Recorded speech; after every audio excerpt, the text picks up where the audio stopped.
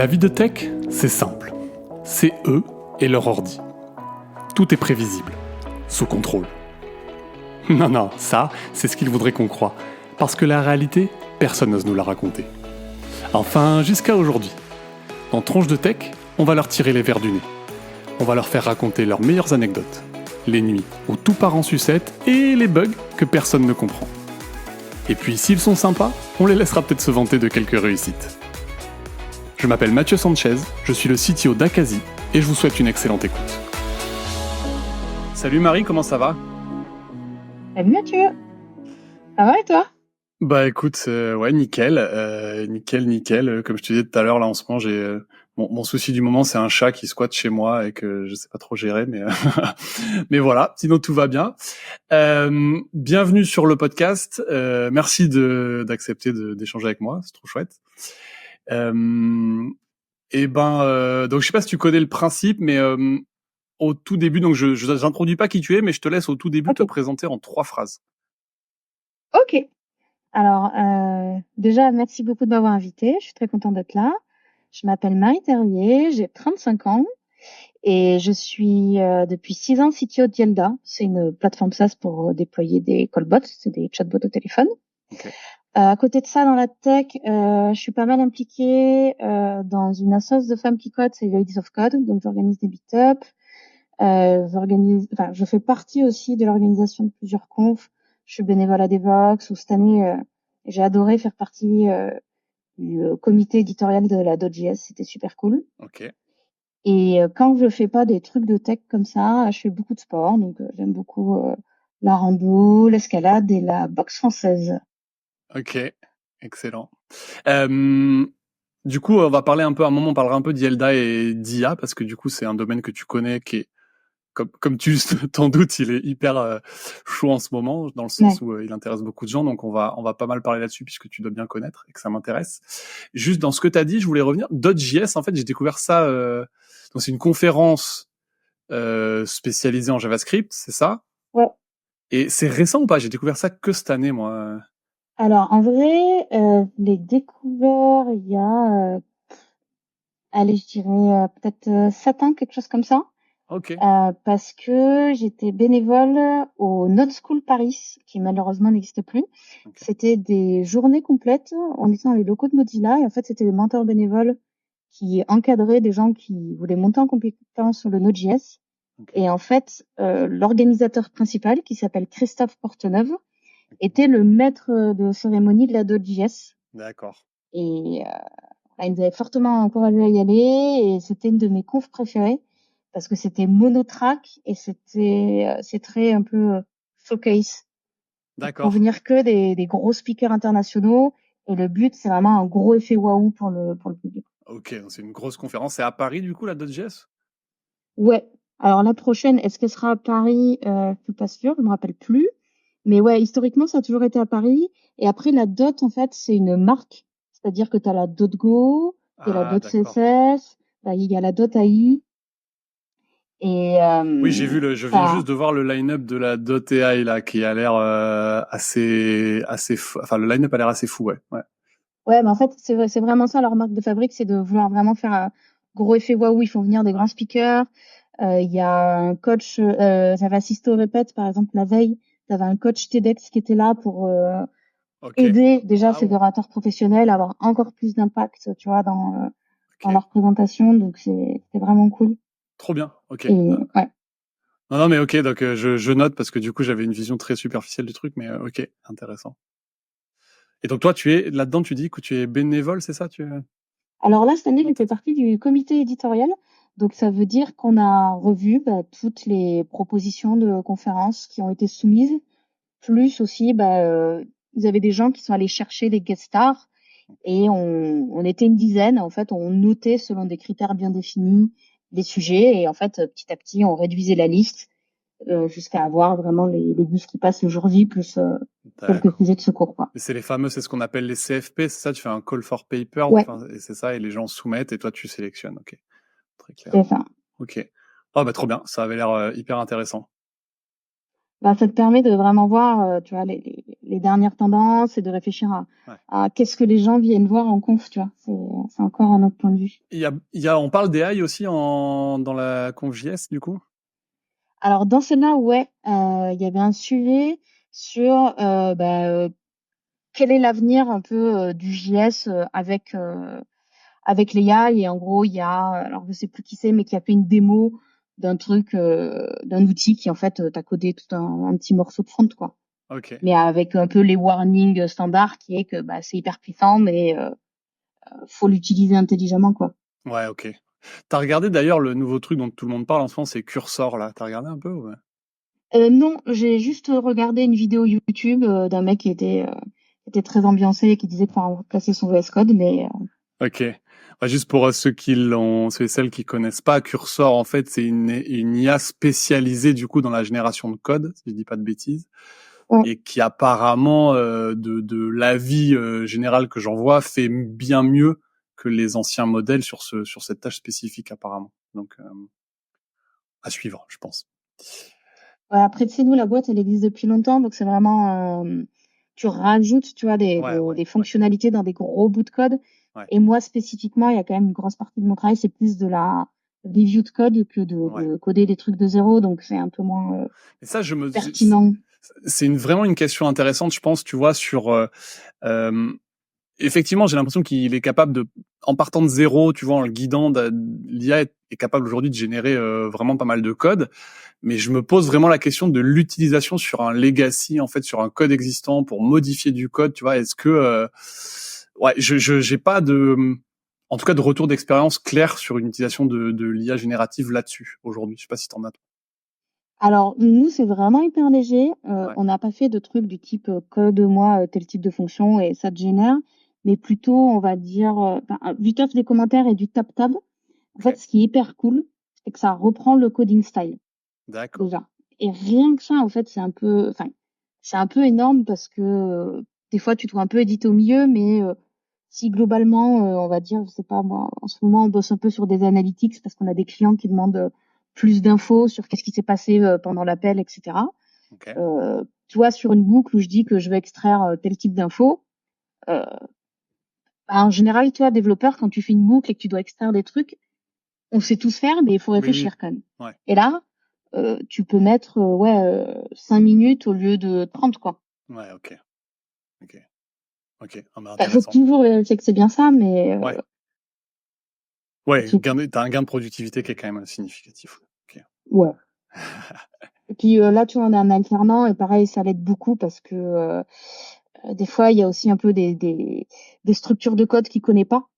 Et Mhm. en fait, bon bah, il prend le temps de les découvrir, mais quand tu sais pas que ça existe, jamais tu vas les employer. Et là, pif, il les découvre. Donc des fois, il va googler qu'est-ce que c'est, il va faire oh, trop bien. Oui, c'est ça. Mais c'est-à-dire que si des fois, ce qui est difficile avec ces cas-là, je pense, c'est que tu n'as pas les mots pour décrire la Ouais, structure, voilà. Et l'IA, en fait, est capable de te donner les mots à partir de la structure.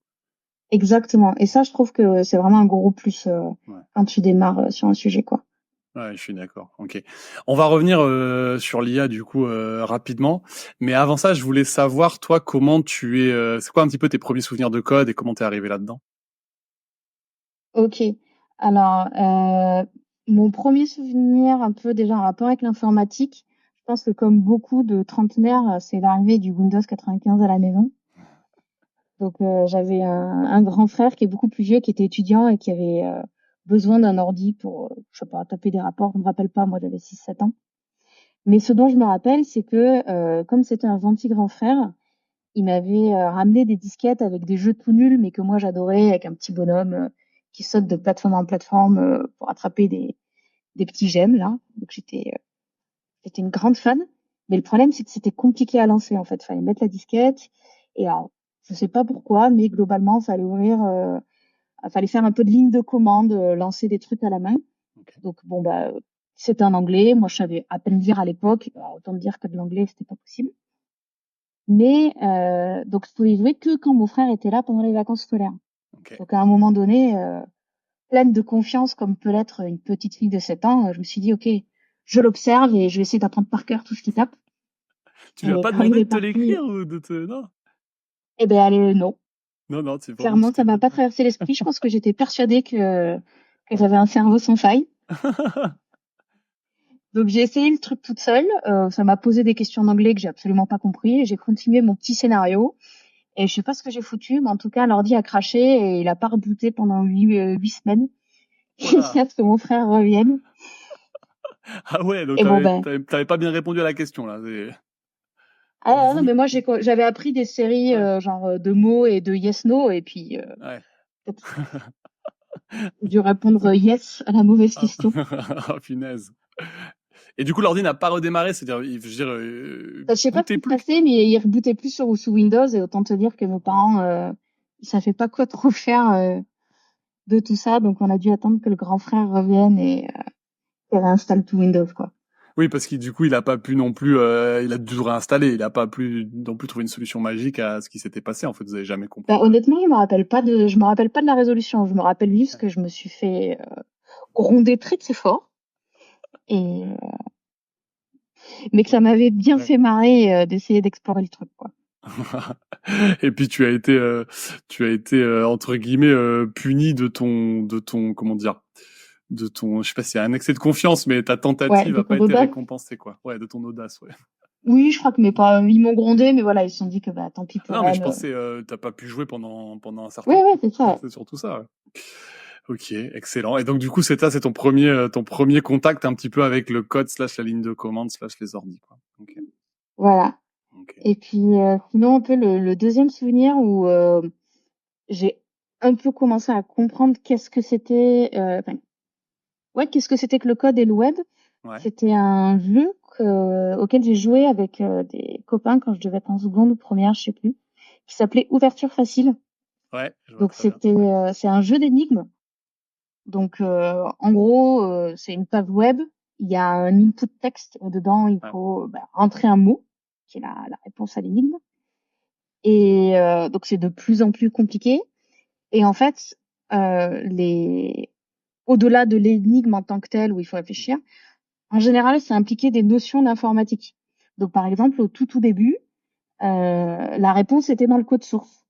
Donc il fallait faire clic droit, voir le code source, et on voyait en gros la réponse à l'énigme et machin. Donc là j'ai fait waouh, on peut voir le code source de la page. C'est une folie. Trop bien. Et il y avait plein de trucs stylés comme ça, et notamment moi je me rappelle que le truc qui m'a fait vraiment genre halluciner, c'était qu'une fois il fallait télécharger une image Oui. et qu'en fait avec un éditeur hexadécimal, on pouvait en fait ouvrir l'image.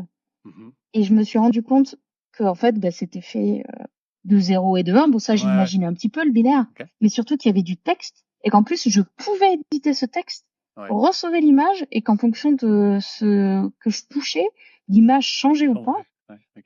Et là j'étais là ah ouais, genre c'est pas, moi je croyais vraiment qu'une image c'était des pixels et que c'était que des séries de coordonnées. Oui. Et là je me suis dit waouh, c'est un truc de fou furieux. Oui, t'as pas forcément l'abstraction derrière de comment ça marche en fait, et du coup là tu mets un petit peu t'as un petit coup d'œil derrière comment c'est entre guillemets implémenté en fait sur ton ordi quoi. Ouais, et là je me suis rendu compte qu'en fait il y avait vraiment un univers énorme de trucs que je comprenais absolument pas et que ça avait l'air trop cool quoi. Ok. Et t'es ouverture facile du coup, donc ouais, ça m'a marqué aussi. Mais t'es allé loin du coup dans les niveaux d'ouverture facile. Je sais pas combien il y avait de niveaux, je sais pas si on pouvait le faire. Et plus à chaud, je pense plus de 100 et moins de 200, mais ça fait trop longtemps, hein, ça fait 20 ans. Ouais, mais c'était vraiment ces jeux, c'est un peu maintenant tu sais, c'est l'ancêtre, je sais pas si c'est l'ancêtre, mais en tout cas ce qui était sympa c'est que c'était un peu comme les capture the flag là qui sont les challenges de hacking que tu as aujourd'hui, mais en une version déjà vraiment progressive et très assez comment dire, inclusive en fait. Tu démarrais avec très peu de notions de quoi que ce soit en fait, et du coup tu moi j'y connaissais que dalle. ouais, c'est ça. Du coup, c'était vraiment pas mal. Et puis, c'était beaucoup des trucs rigolos, quoi. Il y avait pas un truc aussi. Vas-y. Il y avait un indice, c'est-à-dire que tu cherchais tout seul. Et du coup, ce qui te permettait de démarrer, si tu n'avais pas la notion d'informatique, tu avais un indice qui pouvait te donner la clé qui te manquait, en fait. Ouais, qui te permettait de te mettre un petit peu sur la voie, ouais, ok. Ouais, voilà. Ouais, ok, trop bien. Ok. Je sais pas, j'ai souvenir, je sais plus si c'est ouverture facile aussi, où il y avait des sons des fois des fichiers son à Ouais, inverser et ça te dit ouais. c'était ça aussi, ouais. Ok. Ouais, c'est ça, c'était de la bidouille sur l'ordi familial, c'était vraiment marrant. Ok. Bon, écoute, on verra si ça. En tout cas, moi, je me rappelle bien. Je sais pas à quel point ça a eu du. Je pense que ça a eu pas mal de succès parce que finalement, pas mal de gens connaissaient. Mais je suis curieux de savoir si dans les gens qui nous écoutent, tu sais, s'il y a des Ouais. trentenaires, s'il y a beaucoup de gens qui ont connu ça. On verra. On verra ce qu'on nous dit. Et ben, écoute, trop cool. Est-ce que alors. Je voudrais revenir du coup maintenant un petit peu sur ce que tu fais chez Yelda, du coup Ok. parler d'IA. Est-ce que du coup tu peux peut-être rentrer un peu plus dans le détail de ce que ça fait Yelda, qu'on comprenne un petit peu ton Ok. métier et alors désolé, je te fais plusieurs questions en une, mais en fait ce qui est intéressant c'est que du coup donc tu m'as dit que la boîte elle a 3 ans, donc en 3 ans il s'est passé non ça fait 3 ans que t'es 6 ans même. 6 ans la boîte et toi ça fait 3 ans Ouais. ou t'es là depuis le début? Non, moi, je suis là depuis le début, ouais. T'es là depuis le début. Donc ça fait 6 ans que tu fais ça. Donc en 6 ans, il s'est passé quand même plein de trucs sur Ouais. l'IA. Donc je suis curieux un petit peu de voir les évolutions des outils que tu as utilisés ou de ce que tu as fait toi. Et aussi, au passage, si tu as des petites anecdotes marrantes sur des bugs que tu as rencontrés, parce que j'imagine que c'est marrant les bugs dans le monde de l'IA, en tout cas qu'il y a des trucs un petit peu touchy, tu peux nous faire un petit détour par là. Voilà, désolé, beaucoup de... Ok. Alors, bah tiens, je vais te faire un peu la jeunesse, comme ça tu Ouais, comprendras un peu mieux ce qu'on fait. En gros, avant, je bossais dans une agence qui faisait surtout des applications Facebook. Donc, il y a eu un âge d'or des applications Facebook, c'était la teuf. Et il y a un moment donné où, bon, bah, ça s'est globalement pété la gueule, donc il y a eu un petit trou. Mais c'est aussi un peu le même moment où les chatbots ont commencé à émerger, notamment parce qu'en fait, Messenger, donc de Facebook, a ouvert son API. ok. Donc moi, j'étais dans cette agence, on faisait des applications Facebook, tu vois, custom pour chaque client. Et là, on s'est mis, comme on était positionné un peu Facebook, on s'est mis à recevoir plein d'appels d'offres pour faire des chatbots. Ok. Donc là, on s'est dit, bah, allez, on y va, c'est cool. Et comme moi, ça faisait un moment que j'étais dans cette boîte, j'ai un peu pris le rôle de lead sur la partie chatbot de l'agence. Ok. Donc ça, c'est cool. Et là, les associés me disent, bon, bah, c'est bien beau de faire à chaque fois des chatbots custom, mais c'est un peu con. Nous, on considère que le fait d'avoir fait des applications Facebook dans le passé custom, c'était une erreur stratégique. On aurait mieux fait de faire un produit. Ok. Mais en même temps, faire des chatbots, eh ben, en fait, il y a déjà plein de boîtes qui sont sur le dossier. Mhm. C'est-à-dire que c'est pas quelque chose de nouveau. Et en vrai, donc, ce qui existait à cette époque-là, c'était globalement de l'utilisation de mots-clés. Tu vois, c'était pas vraiment de la compréhension du langage. C'était un peu des systèmes de questions-réponses. Si tu avais un ou deux mots-clés qui étaient détectés, tu en déduisais que l'utilisateur posait cette question, tu renvoyais cette réponse. Je vois. Euh, à ce moment-là, Un espèce d'arbre de scénario, en fait, concrètement, c'est un peu ça. totalement, c'était vraiment arbre de scénario. À cette époque-là, il y a une deuxième tendance qui arrivait aussi. C'était les enceintes connectées. Ça, donc c'est les Google Assistant et Alexa en gros. Ok. Après, tu as des trucs bon, bah, pour les geeks qui sont open source, mais ça, c'est un peu niche. Ok. Et donc, Google et Amazon ont fait énormément d'efforts là-dessus en termes de business et de marketing. Je sais pas si tu te rappelles, mais dès que tu achetais un truc sur Amazon, ils voulaient t'offrir une Echo. Je me rappelle pas, c'est vrai. Ok. Ils essayaient de les mettre partout parce qu'en fait, eux, c'était vraiment la bataille de rentrer à la maison chez les gens. Ils se sont dit, bah, si on est chez eux, en fait, les gens vont l'utiliser dans leur quotidien et ils vont gérer toute leur vie avec. Ouais. Ils vont passer toutes leurs courses et c'était vraiment hyper stratégique potentiellement d'un point de vue business. Bon. Et comme c'était nouveau, ben là, nous, on s'est dit, allez, on va être les premiers développeurs d'applications Google Assistant et Alexa. Ok. Il y a personne sur le sujet, on s'y met. Ok. Donc ça, c'était en 2017-2018. Et effectivement, ben, on a signé des clients, ben, tous ceux qui étaient un peu chauds, tu sais, côté marketing, quoi, qui voulaient dire, ouais, on est les premiers à faire de la vente. Par exemple, on avait signé la Fnac, Ok. qui voulait se mettre en opposition avec Amazon, qui du coup a sorti la première application Google Assistant, que tu pouvais acheter à la voix dans ton salon. D'accord. Ok. Et ça, c'était méga cool. On a bossé en direct avec les équipes de Google parce que c'était un peu une POC sur le marché français. Donc ça, c'était Trop bien. super cool. Ouais. C'est sur ça qu'on a créé la boîte en 2018. Ok. Sauf que tu l'as peut-être remarqué, mais Ouais. Ça a pas les pris de enceintes ouf en fait. connectées, Ouais. a pas tant que ça pénétré le marché français. T'as une Et idée puis sur, pourquoi ou tu... alors les articles que j'ai lus qui sont du coup vraies ressources tangibles du type Ouais, études de chercheurs. ouais, Euh, donc c'est mieux implanté aux US ok, parce qu'ils avaient déjà des éléments connectés chez eux. Genre d'accord, les frigos connectés et tout, d'accord. t'en avais déjà. Oui, Et les Français, ils sont beaucoup plus stressés par la data privacy. ah, c'est vrai. C'est vraiment un sujet de préoccupation majeur Ouais. par rapport aux US. Oui, oui, t'as un peu ce côté, pour le coup, là, tu sais qu'il t'écoute tout le temps, puisqu'en fait, il faut qu'il réagisse à ta voix, donc tu le sais. Et ensuite, ce que tu dis sur on n'a pas trop de devices connectés, c'est vrai que du coup, la fonctionnalité principale, ça va être demander la météo. Moi, je me rappelle de ça, tu sais, Ouais. tu demandes la météo. Bon, la météo, tu vas peut-être pas investir dans une enceinte connectée pour avoir la météo tous les jours. Donc, effectivement, je comprends. Ok. Ouais, ben l'usage, ça reste météo, musique et maison connectée, tu vois. C'est Ouais, allume la c'est ça. lumière, descend les stores. Ouais, ok, ok. Mais attends, petite parenthèse quand même sur t'écoutes tout le temps. J'ai un associé qui vit dans une zone blanche et qui du coup doit monitorer très précisément qu'est-ce qu'il utilise Internet à la maison. Ok. C'est quoi une Et zone du coup, blanche? c'est que globalement, il vit dans un trou perdu où D'accord. il n'y avait pas Internet, il n'y avait pas encore la fibre. Il était il devait agréger 3 connexions 4G pour avoir un truc un peu Ah potable. ouais, ok. Ouais. Et, euh, et en fait, du coup, il voyait quand est-ce qu'il y avait l'audio Ouais, qui partait. Et ok, donc, il m'a bien confirmé que la majorité du temps, en fait, ton enceinte, elle mouline. En fait, elle a un micro-modèle à l'intérieur. ok. Et en fait, ce que tu dis, ça va être analysé que si le mot-clé est détecté. D'accord. Et c'est pas en permanence ton audio qui est streamé. Oui. Non, non, après, effectivement, je disais pas forcément que ça le streamait tout le temps, mais elle t'écoute tout le temps dans le sens où, en fait, comme elle est obligée de réagir à la voix, elle est obligée quand même Oui. d'être en permanence en écoute. Après, effectivement, ce qu'elle fait de la data, tant mieux si c'est pas envoyé systématiquement pour tout ce que tu dis, heureusement. Ah, mais je trouvais ça Ouais. intéressant de le dire Ouais, parce que de du coup, l'analyser, ouais. quand au moins je peux, aux gens qui disent oui, les enceintes m'écoutent tout le temps et nanana, je peux leur dire, ben j'ai une vraie Ouais. preuve que c'est pas vrai, quoi. Ouais. Ok. Et donc ouais, tout ça pour dire que bah du coup, on était très chaud sur le sujet, mais finalement, bah ça n'a pas trop marché. Mais heureusement, on avait fait un petit chatbot de démo parce que tester sur Google Assistant c'était relou parce que Ok. tous les clients n'avaient pas une enceinte connectée avec eux. Ouais. Donc ça des clients, ça leur a plu, donc on l'a vendu, donc on s'est retrouvé à faire des chatbots standards. Euh, mais c'était pas le but. Ok.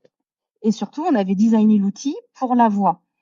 Et la différence en fait entre faire un chatbot écrit et un chatbot à la voix, la principale pour moi, c'est que tout à l'heure, tu vois, on parlait du fait que tu avais des armes de conversation définies. Ouais. Et pour moi, un chatbot écrit, c'est un peu comme un site web. Tu peux Mhm. vraiment driver ton utilisateur. Et genre sur un site web, bah, s'il n'y a pas de bouton, l'utilisateur il peut pas cliquer. Ok. Il peut pas trigger un truc qui n'existe pas. Ouais. Alors que à la voix, bah, ton utilisateur, il peut dire n'importe quoi. Il peut se parler à lui-même, il peut engueuler ses enfants, il peut Ok, je comprends. Oui, je comprends voilà, pourquoi. Ok, et puis il peut te couper la parole aussi, ce qu'il peut pas faire avec. voilà. Ouais, ok, ok, ok. Donc en fait, à n'importe quel moment, il peut dire n'importe quoi. En plus, dans les usages, donc on a des gens qui parlent aux bots comme à des robots, et il y a des gens qui parlent aux bots comme ils parleraient à un humain. Ok. Et voilà, il faut être capable en fait de gérer toutes les interruptions, d'y répondre, de revenir potentiellement là où tu en étais, de peut-être tout annuler. Et en fait, comme on avait vraiment réfléchi à ça, et peu le plus, peu le moins, tu vois, à l'écrit ça marchait bien. Mais et là, quelqu'un a dit, mais pourquoi on ferait pas de la téléphonie? Donc, euh, donc voilà, on s'est lancé là-dessus il y a 3 ans maintenant. Donc c'était vraiment une POC parce qu'on savait pas du tout qu'est-ce que ça allait donner en termes de perte. Ok. Donc là, à ce moment-là, les technos qu'on utilisait, c'était pas du tout de la reconnaissance de mots. C'était Dialogflow. Je sais pas si tu connais. Non, ça me dit rien du tout. Alors Dialogflow, c'est un des multiples solutions de Google Ok. qui est qui marche très bien, qui est gratuite à un certain volume, mais à des volumes énormes. Ok. En gros, c'est un modèle de machine learning que tu entraînes avec des phrases d'entraînement. Donc vraiment, ce que D'accord. quelqu'un pourrait dire dans la vraie vie, et qui va donc, si tu lui envoies une phrase, une fois qu'il est entraîné, il va t'envoyer une intention, qui est potentiellement ce que la personne voulait dire, et ça va extraire, si tu l'as entraîné pour ça, des entités. Ça va être donc des éléments d'information de la phrase. Par exemple, si tu l'as entraîné quand un utilisateur dit « j'habite aux 2 rue des Lilas », il va comprendre que l'intention, c'est de donner son adresse, et que 2 rue des Lilas, c'est ton adresse. Ok. Donc, ça, en termes de perf, c'est vraiment très rapide. C'est un modèle, entre guillemets, de machine learning clé en main, quoi. C'est un service. Ok. Donc, lui, il nous permet... Mais toi, par contre, il te faut un dataset important, parce que du coup, lui, il te fournit le modèle, mais pas la data, c'est ça? Ouais. Donc, il faut que tu... Ouais. Alors, à l'époque, on a beaucoup bossé dessus. On s'est rendu compte que c'était hyper dur de faire ça à l'échelle d'une équipe, parce qu'en fait, on n'était pas assez divers, si j'ose dire. Ok. Donc ensuite, on a utilisé un truc qui s'appelait Mechanical Turk. Okay. Donc ça, c'est la version américaine, et il y a un autre service français, je crois, qui s'appelle Wirk. En gros, c'est des gens qui sont payés 20 centimes pour nous proposer 3 phrases, quoi. D'accord. Ok. Donc, Mechanical Turk, ça vient d'une légende du premier mec qui avait fait genre un robot. Ouais. Et en fait, on a cru que c'était un robot, mais il y avait un mec caché dedans. Ah oui, ça me dit quelque chose. C'est un joueur d'échecs, non? C'est pas ça? Peut-être. Je crois que c'est un joueur d'échecs, et je me demande si c'est pas une histoire d'un joueur d'échecs nain, qui est caché je dis peut-être n'importe quoi, mais j'ai ça en tête, caché dans un automate et qui joue aux échecs. Et en fait, il fait croire qu'il a le joueur d'échecs le plus fort du monde, je crois. Voilà, c'était juste quelqu'un qui était très fort aux échecs, qui était caché dans une espèce de je sais pas, de petit espace, quoi. Il me semble que c'est ça. Faudrait que je vérifie, ça se trouve j'ai dit n'importe quoi, mais en tout cas c'est ça que ça m'évoque, ce truc. Ouais, non, mais c'est fort possible que ça soit ça. Et aujourd'hui, on utilise des LLM pour nous aider à générer des phrases, c'est tout automatisé. Et c'est quoi, t'es capable de me donner un petit peu les différences un petit peu, je sais pas, fondamentales entre les anciens modèles et maintenant les LLM, en fait? À quel endroit de la chaîne un peu ça change le fonctionnement? Ouais, du coup, j'y viens, tu vois, à cette époque-là, quand on est passé à la voix, on était encore, donc tu vois, sur cette détection d'intention, et nous, on avait fait un énorme truc logique qui, en fait, en fonction de plein d'éléments du contexte, allait répondre soit à la question, soit poser des questions. Donc, on avait des éléments de contexte, je sais pas moi, l'heure qu'il est, si t'es un jour férié, qu'est-ce qu'on sait déjà de toi, peut-être de tes conversations précédentes, d'un web service client qu'on aurait eu qui nous aurait donné les infos, et de où est-ce qu'on en est de la conversation, donc on pouvait poser des questions et tout. Donc ça marchait bien, mais ça pouvait pas gérer des questions du type, par exemple, tu listes des produits, quelqu'un te dit, je sais pas moi, le canapé rouge, et là, s'il te dit et celui d'après, c'est hyper dur. Okay. Ouais. Et ça, par contre, les LLM le gèrent bien. Ok. Rattacher une phrase au contexte précédent, etc. Alors qu'avant, tu es vraiment tu prends du texte brut, tu le traduis en mots à peu près comme tu peux, et après tu sors des dimensions un petit peu, ce que tu appelles les intentions, ce genre de choses. Et là-dessus, toi, tu construisais ton arbre de décision pour faire des réponses, en fait, c'est ça? Ouais. Alors, m'excuse, j'ai débranché le chargeur en roulant dessus. Voilà. Enfin, je l'avais jamais branché. Ouais, et donc, en fait, quand ChatGPT est arrivé, on l'a intégré tout de suite pour voir. Ouais. La latence, honnêtement, c'est pas si dégueu que ça. Ok. Donc après, on a rajouté plein de petits trucs pour donner l'illusion à l'utilisateur que c'est rapide. Okay. Tu peux, par exemple, mettre des petits sons, des petites phrases intermédiaires le temps que ça génère. On utilise l'option qui stream. Donc en fait, toi, tu vois, quand tu lui poses une question avant, tu as les mots on limite la taille des réponses. Okay. Par exemple, si tu limites la taille de la réponse que tu veux, ça sera généré plus vite. Okay. Enfin, t'as plein de petits trucs comme ça. Et juste là-dessus, que je comprenne. Donc les LLM, en fait, normalement, c'est quand même, t'as une question textuelle et tu fais une réponse textuelle. La partie speech, en fait, elle est intégrée où, là, dans la partie voix, parole, tu vois? Est-ce que c'est intégré nativement ou c'est toi qui fais déjà une... Alors ça, en fait, nous, on est surtout des agrégateurs de services, donc on en a plein. Par exemple, la transcription, donc ce que dit l'utilisateur et qui est transcrit en texte, on utilise plein de modèles parce qu'en fait, à la base, un des meilleurs, c'était celui d'Azure, mais il y avait quand même des trucs un peu franco-français qui étaient pas ouf. Ok. Et aujourd'hui, il y a beaucoup de startups là qui se sont lancées sur les 2-3 dernières années. Et il y en a certaines qui sont meilleures que d'autres dans certains contextes.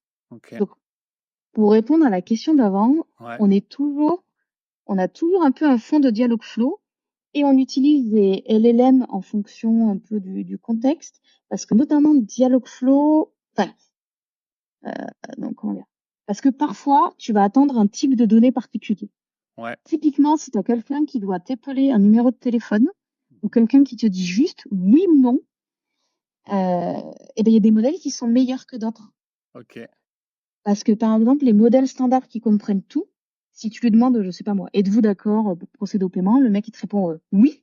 Ouais. Et en fait, c'est un morceau de phrase très court. Ok. Et les longs modèles, en fait, ça les surprend parce qu'ils sont entraînés sur des phrases complètes. Ah, ok. Mais juste pour Donc, là, tu me parles juste de la traduction ouais, de l'oral à l'écrit. Ouais. ouais. Ok. Donc en fait, en général, il y a du streaming. Donc là, on va utiliser des fois plusieurs modèles en simultané Ok. parce que en fonction de ce qu'on attend, il y en a certains qui seront meilleurs que d'autres Ok. et voilà, et ça nous permet, on va dire, d'avoir rapidement plusieurs versions et de choisir celle qui est potentiellement la meilleure ou de retravailler si on a besoin. Ok. Et donc là ensuite, tu as toute la machinerie qui va impliquer potentiellement du Dialogflow, potentiellement du Ouais. LLM Ouais. pour générer le texte. Donc Puis, tu mets quand même du LLM pour générer le texte, enfin pour comprendre, enfin parce que tu sais le LLM, t'as le LLM de je réponds à la question. Toi, tu t'es en train de dire que tu utilises aussi du LLM pour traduire le speech en texte à un moment non, non pas du tout. là, Ok. mais des fois pour extraire des infos, par exemple, Ok. on a un flow de booking qui est hyper strict où on n'est pas entre guillemets full LLM tout du long parce que on a vraiment besoin de respecter un formalisme hyper précis Ok. et les LLM, bon des fois tu vois ils rajoutent un peu de la fioriture autour. Ouais, ouais. Par contre, ça nous permet de gérer ce qu'on parlait tout à l'heure du contexte. Typiquement, combien c'est pour nous, par exemple pour une chambre, on va demander combien êtes-vous Mhm. et là la personne elle va répondre mon mari et moi. Toi tu sais que c'est deux. Ouais, Mais franchement, pour oui, comprendre oui, que le chiffre c'est 2, oui. et par contre le LLM il va pouvoir comprendre. Ouais, Donc par exemple, si mon Dialogflow il comprend pas, je mets aussi un LLM à côté qui lui va me dire ah bah si, il a dit combien de personnes c'était et il a dit que c'était 2.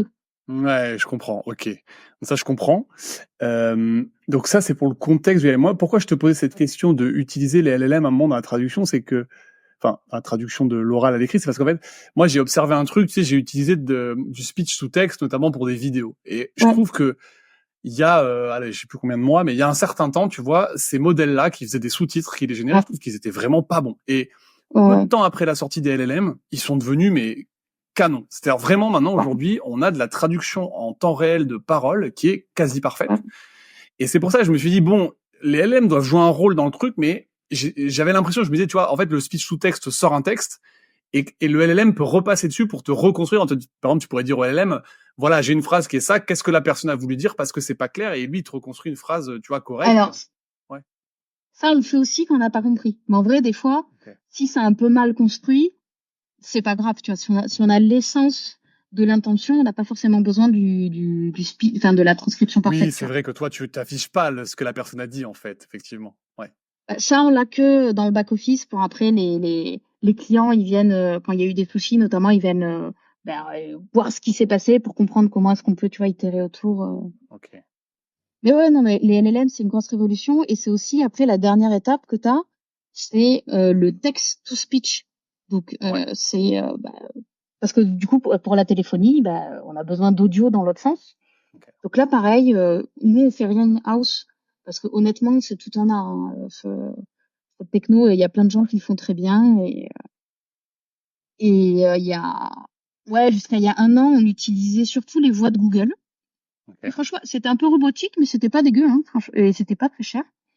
Et là, ça fait 1 an et demi, et même là, depuis 6 mois, il y a encore des nouveaux acteurs qui arrivent, notamment sur le français, où ça devient une grosse tuerie, parce que le problème des acteurs comme Google, Azure, etc., c'est qu'en fait, c'était que ce soit sur le speech to text ou le text to speech, c'était surtout des ingés anglais qui avaient bossé sur des corpus anglophones. Tu avais rapidement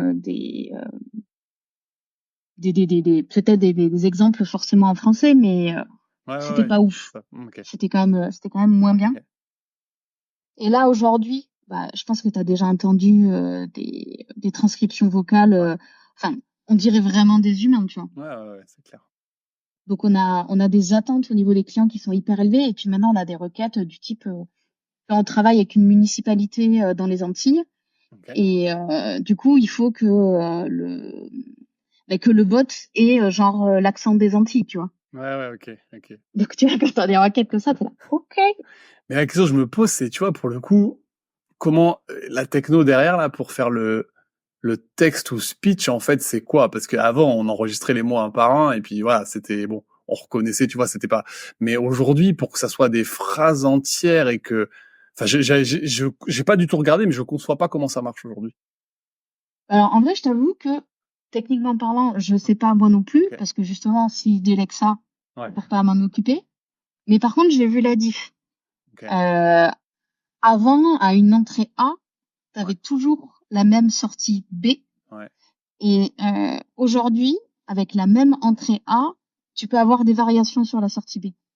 Donc, j'en déduis que avant, tu avais vraiment un modèle type, comme du machine learning où tu vois, t'as mis tes poids, t'as une entrée, t'as une sortie. Et là, du coup, j'ai l'impression que t'as ce côté un peu potentiellement imprédictible. Qui est une des caractéristiques des LLM, justement, en fait, d'avoir un modèle où tu as des probas et de temps en temps, il prend une branche plutôt qu'une autre.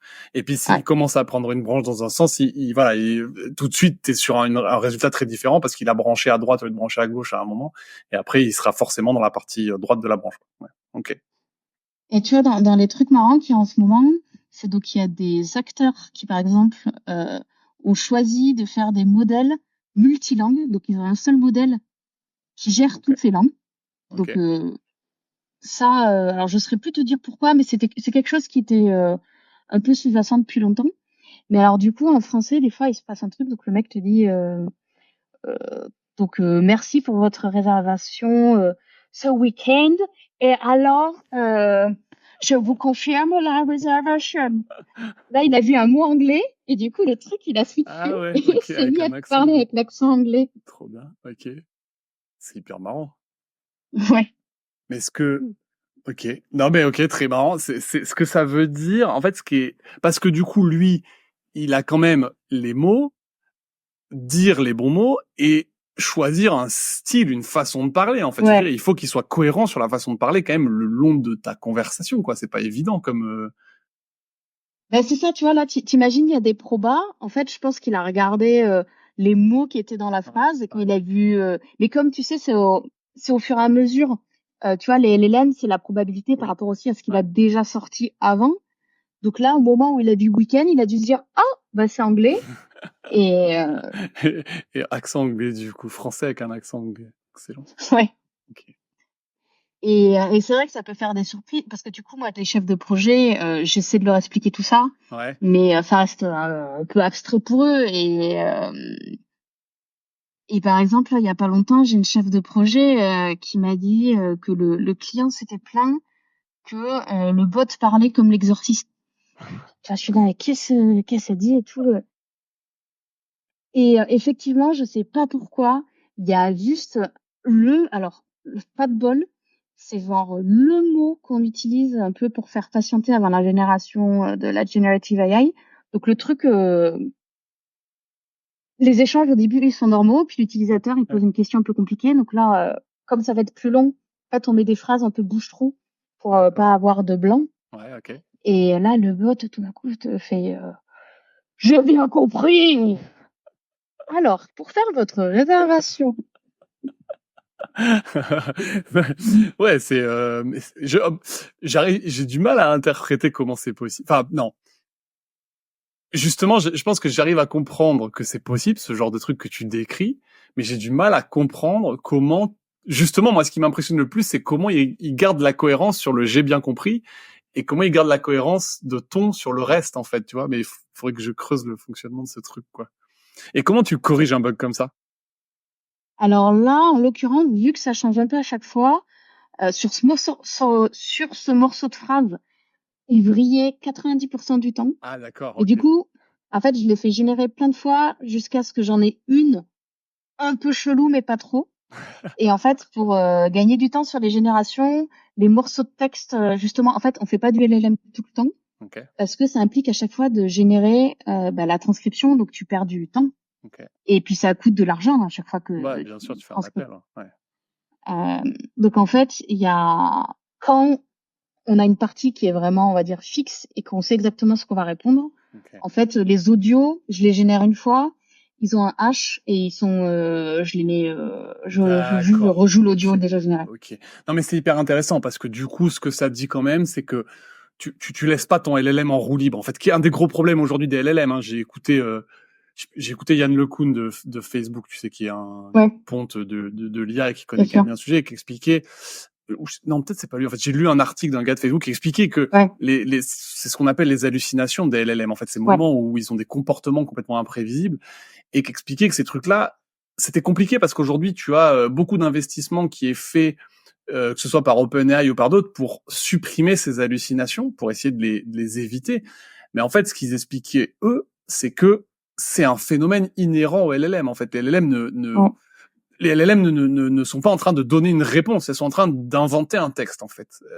Et du coup, par défaut, un petit peu tout ce qu'elles font sont des hallucinations. Et c'est juste l'humain quand il regarde le résultat qui détermine si c'est une hallucination ou pas. Tu vois, en fait, en fonction de si finalement ce qu'a dit l'IA se raccroche à quelque chose de cohérent ou non. Et et du coup, toi, ce que tu dis, c'est effectivement aujourd'hui, tu n'es quand même pas sur un système où tu mets full LLM en face du client. En fait, t'es obligé à un moment de quand même réduire l'espace des possibles à cause de ce risque d'hallucination ou il y a d'autres raisons? Ouais, tu m'as dit les coûts aussi, mais Alors c'est aussi vraiment par rapport à ce que le client veut faire et à ce que va faire l'outil. Par exemple, quand on a qu'est-ce qu'on a? On a une municipalité où, des fois on a des offices du tourisme ou des choses comme ça, ouais, où les gens appellent pour savoir qu'est-ce qui se passe près de chez eux. Donc par exemple, on va leur demander où t'habites, avec à partir du code postal ou de la ville, moi je vais récupérer une liste d'événements, mais souvent, en fait, c'est des choses qui sont mises à jour par les personnes qui travaillent à l'office de tourisme, mais des ouais, fois les ouais, ouais, descriptions c'est des trucs méga longs. Genre on va pas lire 3 paragraphes à quelqu'un qui a appelé pour savoir ce qui se passait ce week-end à Brive, tu vois. ouais. Donc ça, par exemple, on va filer le gros JSON à LLM et on va lui dire, ben voilà, sélectionne les 5 événements dans la thématique machin, Ok, euh, et résume chaque événement en une ligne. ok, Et du coup, ça te le répond au téléphone. Et ça, sans les LLM. ouais. Et donc ça, il hallucine pas trop parce que tu vois, il Bah a non, vraiment un truc en oui, oui, entier. La tâche, elle est ouais, hyper ouais, claire. oui. Mais Tu vois, ça, je lui c'est un demande pas use case. le. Ça, c'est peut-être le Ouais, use case que je vois qui est le plus pertinent pour les LLM. Parce qu'aujourd'hui, un problème qu'on a avec les LLM, je pense, c'est que on voit tellement la puissance du truc que des fois, on oublie un peu le sous-jacent et on veut l'utiliser pour tout et n'importe quoi. Et ce use case que tu décris, moi, j'ai l'impression que c'est le plus pertinent qui existe. C'est-à-dire trouver de l'information dans un truc prédéfini, tu vois, en mode résumé, etc. Ça, je pense que c'est le use case parfait, quoi. Tu vois, moi, je vois pour de la doc d'entreprise où en fait, toi, t'écris plein de mm, documentation et en fait, les gens savent plus la retrouver au bout de 2 mois parce que t'en as trop. En fait, s'il y a un LLM qui peut analyser ta doc et tu lui poses une question et il va te chercher la réponse comme il faut, tu vois, ça, c'est juste parfait. C'est vraiment ça résout un problème qui est, en tout cas, selon moi, hyper clair. ouais. Et en plus, je sais pas si tu vois ce que c'est le RAG. C'est le mince, le Retrieval Augmented augmented. Generation. Quand tu vas chercher sur Merci. des API, c'est ça, des trucs externes, c'est un, non? Ouais, mais c'est API au sens large. Tu peux mettre ça dans des bases de données vectorielles, dans des API, etc. Et en gros, c'est juste que Ok. dans ton prompt, tu donnes de la source de données que tu sais potentiellement pertinente. Ok.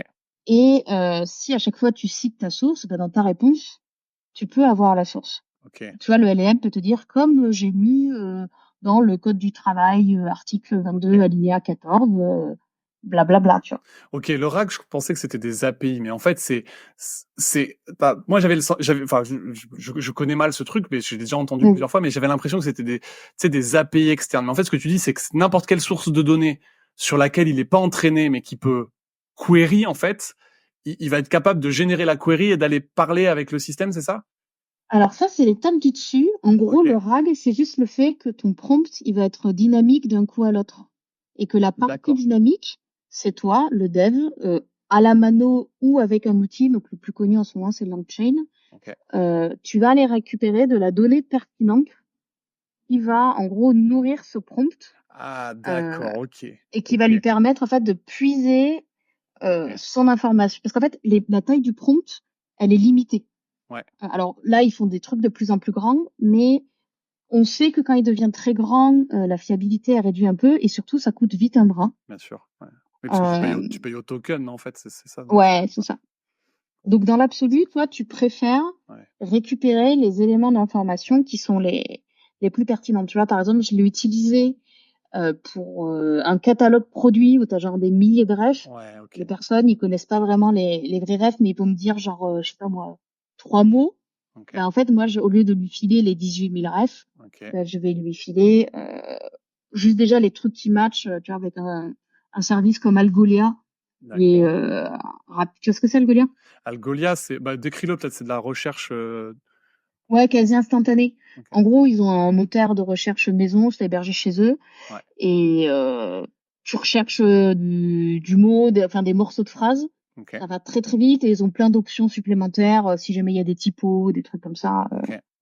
Ça marche vachement bien. Donc toi, pour Algolia, si on prend l'exemple d'Algolia, là, en gros, tu as donc ta base de données produit, où tu pourrais donner tout le catalogue à ton LLM.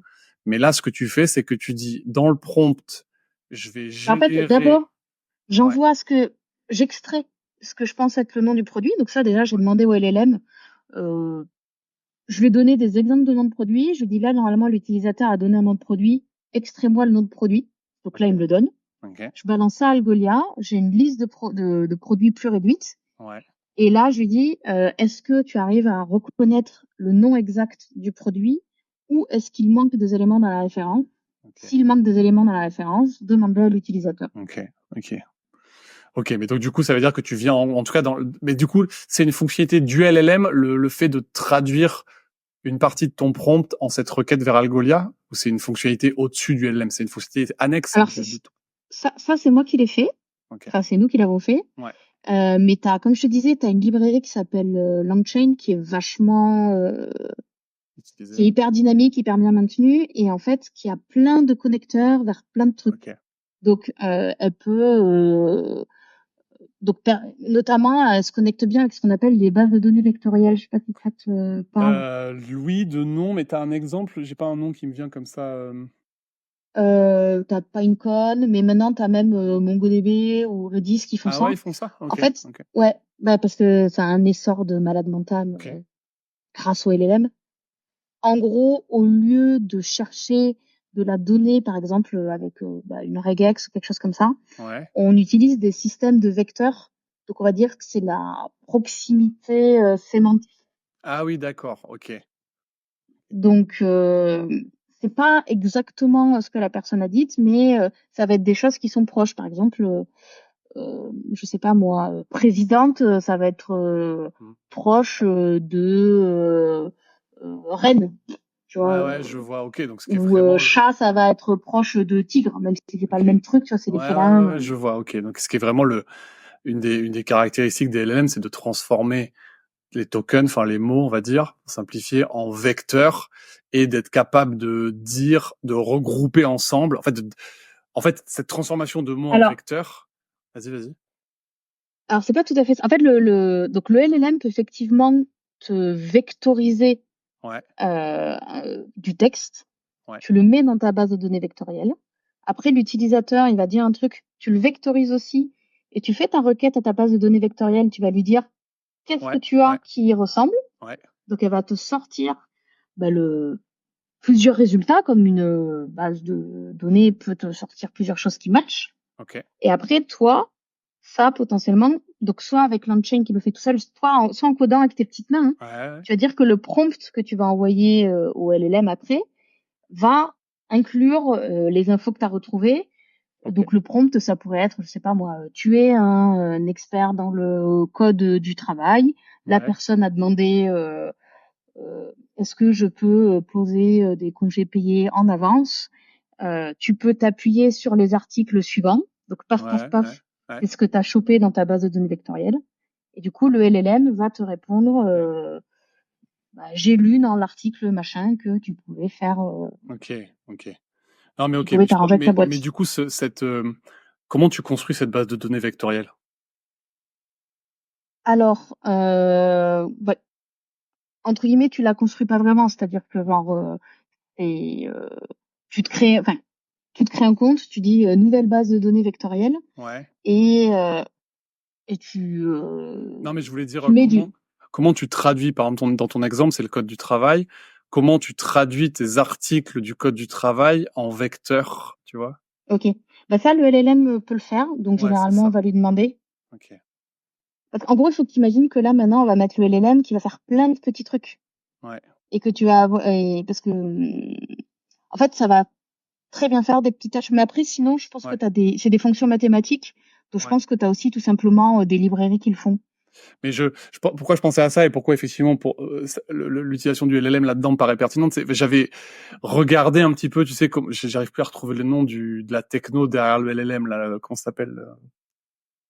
C'est pas les réseaux de neurones, c'est les transformers, je crois, c'est ça. Ah ouais, bon, je t'avoue que je sais plus non plus là. J'avais regardé ce truc-là et en fait, en tout cas, une des étapes importantes de réussir à entraîner ton LLM, c'est ce que tu décris là, c'est la transformation de texte en vecteur et enfin tu vois, tout ça, c'est des peut-être des visions un peu de l'esprit, tu vois, mais l'idée de se dire voilà, ces vecteurs-là sont avec des coordonnées proches parce que ils représentent un contexte similaire, reine et roi par exemple, tu vois, ce genre de choses.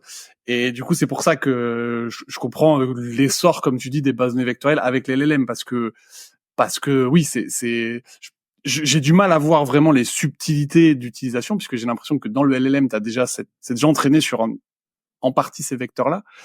Mais du coup, c'est pas la même chose. Tu vois, je te parle de cette base de données vectorielle parce qu'en fait, c'est vraiment, on va dire, la technologie ad hoc pour récupérer juste vraiment des éléments d'information spécifiques à ta question. Mais en fait, ça peut être n'importe quoi. Si tu as envie de lui donner un truc qui vient pas d'une base de données vectorielle et tu lui files un truc dynamique qui vient pas d'une base de... Ça peut même venir juste de ta DB pas vectorielle, tu vois. C'est juste que, en général, ça vient ensemble, tu vois. C'est un peu le package parfait. C'est comme quand tu parles, tu vois, d'une stack à un moment donné. Tu vois, t'avais du Mongo, du Node.js, et je sais plus quoi, et du React. Tu vois, tu dis ça, c'est la stack pour démarrer. La stack, comment elle s'appelle déjà? La merde. Ouais, merde. Ouais. C'est ça. On n'en parle plus trop en ce moment même. Eh ben cool, écoute, ça va me donner de la matière à réfléchir là parce que c'était dense sur l'IA. Est-ce qu'on peut faire un petit tour par d'autres souvenirs de ta carrière du coup, Marie? Allez. Si je te demande ton pire souvenir professionnel. Ok. Alors, ok. Quand j'étais étudiante, en fait, j'ai fait une école d'ingénierie généraliste. Et c'est vraiment là que j'ai touché au code pour la première fois et que je me suis rendu compte que justement j'avais le même kiff que sur ouverture facile, tu vois. Enfin, fallait arriver à un résultat, fallait itérer, tu galères, t'as le kiff de résoudre. Donc c'était trop cool, mais bon, malheureusement, moi j'apprenais à calculer la vitesse d'évaporation d'une flaque d'eau en fonction de la lumière, donc c'est pas trop du dev, tu vois. Mais donc j'ai fait des stages viteuf, mais c'était quand même un peu ledge. Et en sortie d'école, je me suis dit je veux être dev. Et je me suis dit aussi, je veux partir loin. Donc, j'ai cherché un VIE, c'est un volontariat à l'international en entreprise. Donc, en gros, c'est juste un contrat un peu particulier pour les moins de 28 ans. Tu as un salaire fixe. En fait, tu es payé par l'État et c'est ta boîte qui paye l'État. Et c'est assez stylé parce que tu payes pas d'impôts et tu as des petits avantages assez cool. C'est plutôt cool pour aller bosser à l'étranger quand tu es jeune. Donc je cherchais un VIE à l'étranger de dev. Ok. Mais il y en avait pas des masses et comme j'étais pas vraiment une dev, j'ai aussi postulé à des postes de chef de projet. Ok. Et il y a une agence qui s'appelait KRDS qui m'a rappelé, qui me propose un entretien, on discute. Et il commence à me poser un peu des questions de tech. Pendant l'entretien, en fait, le truc, ça dérive un peu. Donc, je me dis, ah, c'est chef de projet technique, nickel. Ok. En fait, moi, mon objectif, c'était de faire PM pour être dev derrière, parce que Ok. je me suis dit que je serais pas à la hauteur pour être dev, mais que je pourrais un peu Ouais, basculer, ok, tu vois. mais quand même la volonté d'y aller. Tu savais déjà où t'allais, quoi. Ouais. Ouais. Ok. Et, euh, et bon, bah, globalement, l'entretien se passe. Ils mettent un peu de temps à me répondre. Je pense qu'ils ont bien vu que j'étais pas une foot de guerre. Mais bon, au final, ils me disent, bah, c'est good, tu viens. Ok. Donc, moi, je débarque en Inde. Alors déjà, j'étais persuadée que j'allais être chef de projet. Ouais. Et là, quand j'arrive, on me dit, bon, ben voilà, voici Sidesh, c'est ton team lead, voici l'équipe des devs, voici ton ordi. Et moi, j'étais là. Comment ça? Ce n'est pas ce qui était prévu. Grave. Donc, je me retrouve genre dev du jour au lendemain. Ok. T'étais contente ou Donc, t'étais flippée? bah, les deux. Ouais, ok. Donc, je suis un peu en panique. Au bout de 3 jours à lire le wiki, là, on me donne un projet. Je sais pas du tout comment commencer le truc. J'ai une voisine hyper sympa qui, à l'époque, on n'utilisait pas Git, c'était SVN. C'était un autre Ouais. outil de versionning. Qui me dit, bah, écoute, ce projet il ressemble à un que j'ai fait avant. Tu peux donc check out mon repo et puis bah tu me fais tourner, puis tu changes les trucs à changer. Ouais. Et au début, bah, je fais un peu illusion comme ça, tu vois. Je suis un peu en soum-soum, tu vois. Franchement, il y a cette fille qui est hyper sympa qui m'aide et je bosse vraiment comme une tarée parce que vraiment à la rue, quoi. Ouais. Ouais. Il y a 10 000 trucs que je comprends pas. Et je lui pose des questions à elle parce que bah, c'est ma voisine et elle est cool, tu vois. Ouais. Et puis à un moment, il y a une réorganisation des équipes et on me fout dans une autre team avec un autre team lead. Ok. Celui que j'avais, il était très papa, gentil. Et là, le nouveau, c'est un jeune. Il est chaud, tu vois. Ouais. Très technique. Il veut faire apprendre plein de trucs à son équipe. Et ça se voit qu'il est un peu déçu parce que le reste de l'équipe, elle est un peu mou du genou, tu vois. Genre, tu sens qu'il répète des trucs, qu'il voudrait qu'on fasse spontanément des presses techniques et que personne n'en fait. Ouais, ok. Donc moi, je me dis, bon, bah cool, je vais apprendre plein de trucs. Mhm. Donc, bon, je lui pose plein de questions. Dès qu'il explique des trucs, je fais, pourquoi t'as fait ça plutôt que ça? Bah, je sais rien du tout, tu vois. Ouais, Donc moi, ouais. je suis trop taquée, je pose plein de questions. Je me dis, ça va lui faire plaisir. Et, euh, et donc en même temps, je fais mon premier projet. Vu que j'ai plus ma voisine, bah, je me démerde toute seule. Ouais. Je fais mon truc, je suis trop fière. Et là, il me fait une review de code et genre, c'est l'angoisse. Je me fais défonce, mais genre en 2 commentaires. Ok. Je devais faire une espèce d'animation en JS et là, il me dit, pourquoi t'as fait un truc aussi compliqué? Enfin, pourquoi t'as utilisé du vanilla? Refais tout avec du jQuery. Et Ok. alors là, donc, sachant que donc le mec est indien et que c'est en anglais. Ok. Et moi, je suis là déjà, le vanilla, c'est quoi?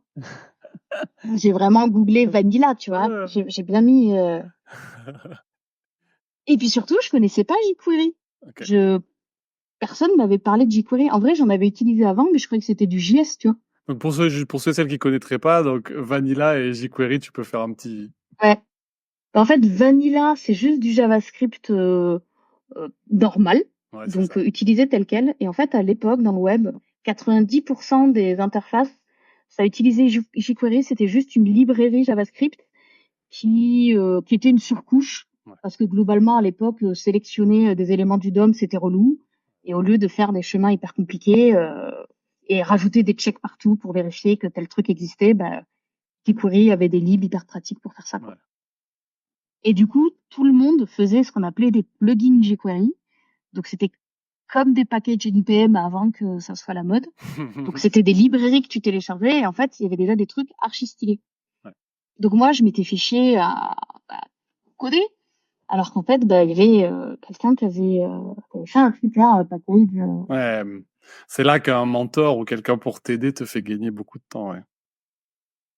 Donc là, je fais bon, ben voilà, et là, je me dis, bon, ben, j'aurais bien aimé qu'on me prévienne, mais pas de problème, je vais trouver mon petit paquet de jQuery, donc je refais tout, je resoumets le truc, et là, en fait, il y avait, entre guillemets, comme un package NPM, des bonnes techniques pour bien choisir Ok.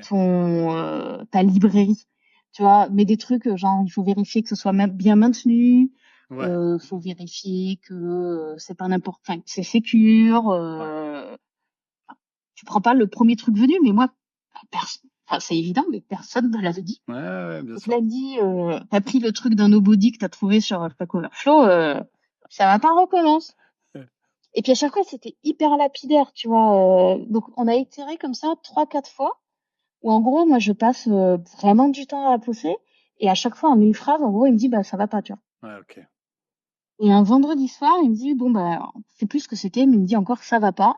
Et il me dit, là, par contre, bah, ça fait une semaine que t'es dessus, ça aurait dû être fini avant-hier. Ouais. Lundi matin, tu te débrouilles, mais faut que ça soit bon, quoi. Aïe. Et là, bah, donc vendredi soir, il me lâcha, puis il se casse. Donc moi, j'avais 21 ans, c'était mon premier taf. Bon, en gros, je me mets à pleurer devant mon écran, je suis en train d'essayer de googler des trucs, je sais plus quoi faire, tu vois. Ouais, ouais. Et j'étais vraiment en train de me dire, je vais me faire virer. Ouais. Parce que ça faisait que quelques mois que j'étais là, voilà, même si je suis vraiment trop nulle, tu vois, je comprends rien. Et j'ai le directeur de business unit qui allait partir et qui se dit, mais qu'est-ce qu'elle fout encore ça dans son ordi? Donc il me parle, il me fait, Marie, ça va? Et je fais, oui, oui, oui, ça va. Il me fait, oulala, mais qu'est-ce qui se passe? Donc, bah, je lui raconte toute l'histoire, et là, il me dit, bon, écoute, c'est pas normal ce qui se passe, on va Ok. pas te demander de travailler tout le week-end pour lundi, on sauve pas des vies. Là, je sens que t'es un peu au bout du rouleau, Ok. donc, tu vas rentrer chez toi, tu vas manger un truc bon, tu vas dormir, et t'inquiète, moi, je gère la suite, si c'est vraiment urgent pour lundi, ben, c'est pas grave, on te mettra en paire avec un autre senior, et Ok. ça va le faire, tu vois, genre, relax. Donc, je rentre chez moi, ça va mieux. Et quand je reviens lundi, euh, donc en fait, le directeur de business unit a parlé à ce manager. D'accord. Donc on a eu 2 points. Il y a eu le point officiel à 3 où mon tech lead, en gros, s'est excusé de ne pas m'avoir donné autant de direction, etc. Et Ouais. qu'il s'était pas rendu compte de ma juniorité et qu'il allait m'accompagner un peu plus. Ouais. Et après, le directeur de business unit m'a pris en off et il m'a expliqué que, en fait, en posant toutes ces questions, au lieu de me faire bien voir, en fait, Ouais. ce tech lead était hyper en colère contre moi Ok. parce qu'en fait, ça se faisait pas de poser des questions parce que lui, il avait pris ça comme une remise en cause de ses choix techniques. Ok. Et en fait, il s'était dit, ah ouais, bah, la petite là, c'est une Française, elle croit qu'elle sait mieux que moi à proposer d'autres façons de faire les choses. Bah, elle va voir ce qu'elle va voir, surtout qu'en plus, elle sait même pas ce que c'est jQuery. Alors autant dire que elle va apprendre à la dure, tu vois. Ok. Et j'en avais parlé sur un épisode avec, et j'ai lu le bouquin depuis Diane Gasselin qui avait conseillé un bouquin qui s'appelle The Culture Map, et il rentre pas Ok. mal dans les différences culturelles qu'il y a entre plein de pays sur, je sais plus, Ouais. 8 critères. En fait, il y en a un, c'est le rapport à la hiérarchie. En fait, est-ce que justement tu peux poser des Ouais. questions ou pas du tout? Est-ce que c'est très hiérarchique ou pas? Je me rappelle plus où se situait l'Inde par rapport à la France là-dedans, mais dans ce que tu décris, il y a peut-être en tout cas un lien comme ça, qui est que nous, voilà, on a quand même cette possibilité de peut-être moins que d'autres pays, tu vois. Je crois que c'est les Hollandais, où en fait les Hollandais Mm. ils se rentrent dedans les uns les autres, ils s'en foutent, tu vois. Et en France, on a un peu plus, mais quand même probablement beaucoup moins qu'en Inde. Et du coup, l'impression que j'ai, c'est que toi, tu t'es retrouvé un peu dans ce truc-là. C'était en fait, pour lui, c'était pas normal, pour toi, c'était pas du tout anormal. Et en fait, à la fin, personne s'est expliqué, et du coup, vous êtes arrivé dans une impasse, quoi. Ah ben, en fait, c'est totalement ça. Moi, je sortais d'école, on nous avait incité à poser des questions, Ouais. à avoir l'esprit critique. Et en fait, justement, on en a après beaucoup parlé, tu vois, avec les Français, avec la direction et tout. Ouais. Et l'idée et un des problèmes en fait pour lesquels ils m'avaient recruté, sans vraiment m'expliquer pourquoi, ils attendaient que je me forme avant de vraiment m'expliquer l'objectif global. Mais c'était qu'il y avait beaucoup de quiproquos Ouais. entre les devs indiens et les chefs de projet français, Ok. notamment parce que du point de vue des chefs de projet français, des fois les Indiens faisaient des trucs débiles. Ok. Typiquement, j'ai un souvenir, tu vois, d'une chef de projet qui avait fait une maquette, Ok. enfin avec un designer, et elle avait fait, c'était un profil d'utilisateur. Et bon bah le profil, elle avait mis sa photo, ses infos, et elle avait Ouais. demandé au mec de coder un profil.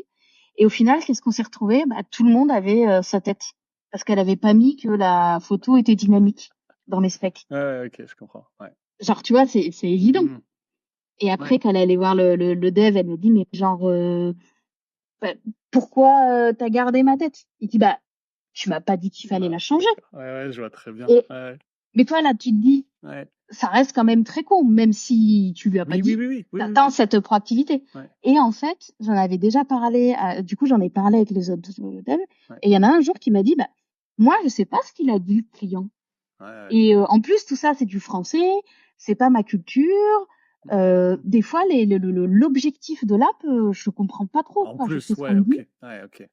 Et, euh, et du coup, bah, je me suis juste dit que, bah, elle attendait vraiment à ce que ça soit ça, parce que bah, il se trouve que c'était une chef de projet très jolie, en plus, c'est marrant. Et du coup, bah, il a dit, bah, comme elle est jolie, je me suis dit que tout le monde gardait la photo de la fille jolie, tu vois. Ouais, ok. Non, mais c'est marrant parce qu'effectivement, je pense que c'est une source de confusion. Il y a un autre axe que la hiérarchie dans le bouquin. Il y a un axe qui est la communication implicite versus explicite. Et c'est vrai que nous, Français, on est un peu implicite. On s'attend à que les autres Ouais. comprennent. Des fois sans bien dire, et c'est source de beaucoup de confusion aussi parce qu'en fait il n'y a pas de preuve qu'on comprend tous la même chose de ce qui n'est pas dit explicitement, quoi. Donc là c'est peut-être aussi ça a dû jouer aussi, tu vois, c'est ouais, je te l'ai pas dit mais c'est évident. Bah oui, mais bon en fait je peux le comprendre différemment, la preuve, quoi. Ouais, et en fait, le fait, justement, moi, ce qui avait eu le problème avec le manager, c'était que poser des questions, Oui. c'était des remises en cause de l'autorité. C'est pour ça qu'il posait pas des questions, parce que Ouais. demander, En plus, oui. t'es sûr qu'il faut ta tête partout? Ben, c'était un peu de prendre pour un con. Oui. Parce que, Alors que ça peut être une question d'éclaircissement, ouais, je vois très bien. voilà. Donc, en fait, c'est ça qu'on a appris à faire, c'est à créer du côté des chefs de projet, les faire naturellement reformuler Ouais. aux devs, qu'eux, ils avaient dit. Parce que eux, ils avaient cette habitude d'implicite. Ouais. Et inversement, c'était déconstruire aussi chez l'équipe tech le fait de ne pas poser de questions. Justement, c'était pas seulement OK, c'était même encouragé. Ouais, ok. Donc, c'était créer, tu vois, des nouvelles habitudes. Ouais, ça devait être pas mal. Je pense que c'est un challenge qui est sympa parce que moi, je trouve ça passionnant ouais, justement, ce truc de pas fonctionner pareil. Il y a un autre bouquin, j'arrête avec les bouquins après, mais qui s'appelle Surrounded by Idiots. Je crois que j'en ai déjà parlé une fois. Et en fait, alors, ça a ses limites. Tu sais, c'est ces systèmes qui classifient les gens en fonction des tempéraments en 4 grands groupes, tu vois, de couleurs. Ouais. Bon, c'est plus compliqué que ça, forcément, mais il dit qu'on a tous l'impression qu'autour de nous, les gens sont des idiots, tu vois. Et donc, si on a tous l'impression que les autres sont des idiots et comprennent rien, bon, c'est qu'à un moment, le problème, il est ailleurs, tu vois. Et là-dedans, ils expliquent justement ces problèmes qu'on a même au sein d'une même culture, entre guillemets, d'un même cluster culturel, à se comprendre parce que on a des tempéraments différents. Donc eux, ils ont, je sais plus, t'as les gens qui sont très, qui ont plutôt tendance à suivre, les gens qui ont plutôt tendance à l'idée, les gens qui ont plutôt tendance à être sur le détail, et ceux qui sont plutôt, ils balancent les grandes idées, puis c'est à toi de les faire. Enfin, je dis ça sans pas être péjoratif, tu vois, du tout. Mais ce qui est rigolo dans ce truc-là, c'est que en fait, le nœud de tout ça, c'est que c'est la communication qui est hyper dure, déjà même avec des gens que tu connais bien, alors avec des gens que tu connais pas et qui sont de l'autre bout du monde. Je trouve ça hyper intéressant de s'être immergé là-dedans et d'avoir. Et du coup, t'en as tiré des leçons, de juger moins hâtivement, en fait. Ouais, Parce intéressant. que il y a vraiment des fois, tu vois, donc t'écris tes specs, donc t'essaies d'être précis, et t'as une implémentation, tu vois un truc et tu te dis, mais genre, mais pourquoi? Vraiment, pourquoi? Et des fois, tu vois, avant, je pouvais un peu m'énerver toute seule en me disant, qu'est-ce qu'il est passé par la tête? Franchement, il a fumé ou il en avait rien à foutre. Et en fait, quand tu vas voir le dev et que tu lui dis, mais genre, vraiment tranquille, tu sais, ou dans une review, juste, est-ce que tu peux expliquer pourquoi tu as choisi cette stratégie? Et là, il te sort un truc. Et là, tu fais waouh! Genre, en vrai, c'était une interprétation, mais genre, tu aurais jamais pensé, mais en vrai, ça se tient. Ouais. Tu vois, genre, et tu fais, ah ouais, Ouais. ok. Et là, bon, bah, désolé, bah, il y a, et ça, c'est beaucoup plus courant quand t'as pas la même culture, parce que tu vas pas Bien sûr. aborder un problème de la même façon, tu vois.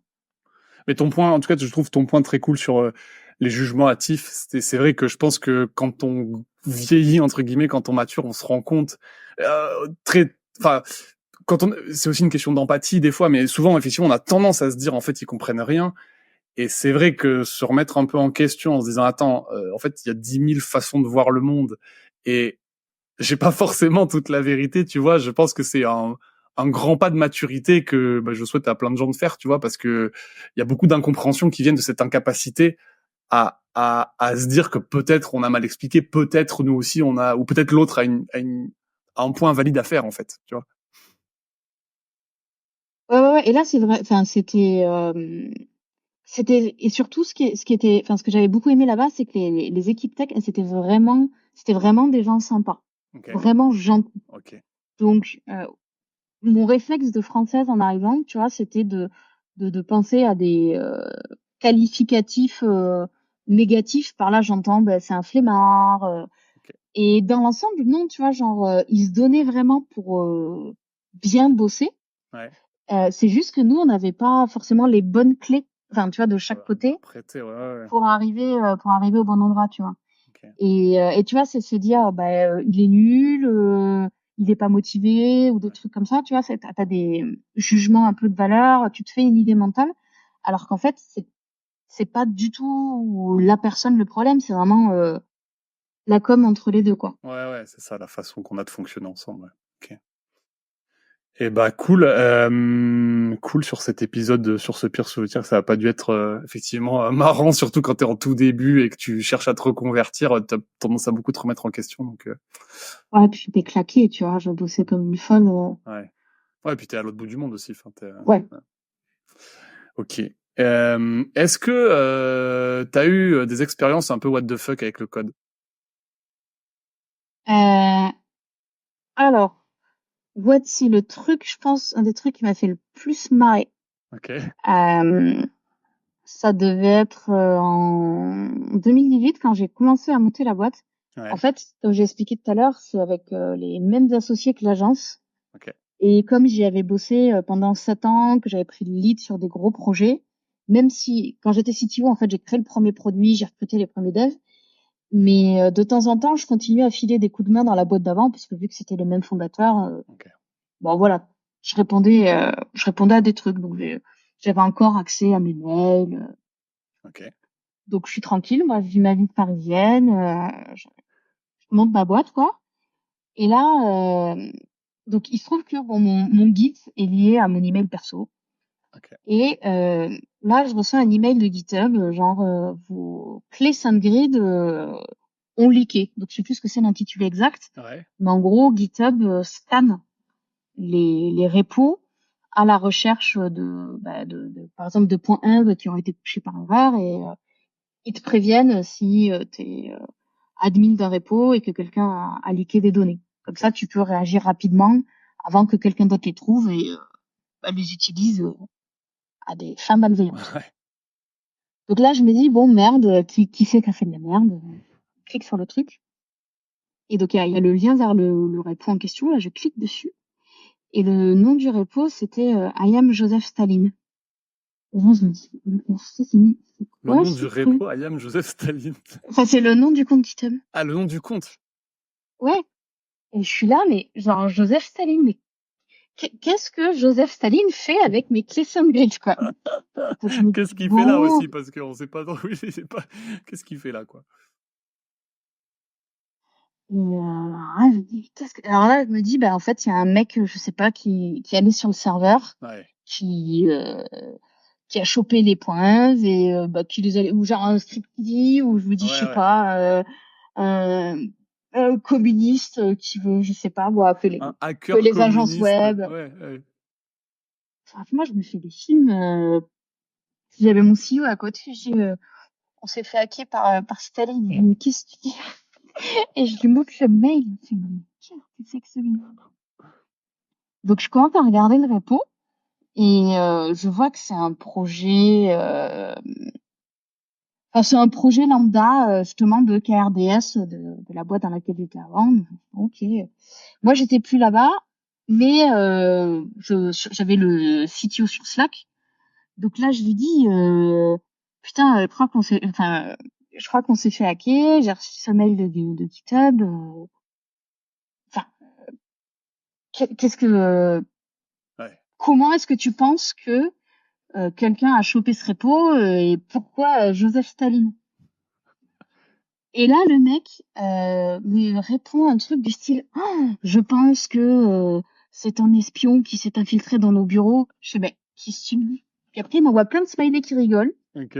Mais et là, il me fait non, en fait, c'est juste qu'on a recruté un mec la semaine dernière. Et il s'appelle vraiment Joseph Staline. Qu'est-ce que c'est que ce délire? Il y a des gens qui s'appellent vraiment Joseph Staline. Bah ouais, j'ai dit toute fou de ma gueule. Il me dit non, ses parents devaient être fans de communisme, j'en sais rien, je l'ai pas demandé. Et en fait, c'est son premier projet et il a voulu continuer à le bosser à la maison. Okay. Du coup, en fait, il a forqué et il a pushé tout, le dotage inclus, sur son repo perso.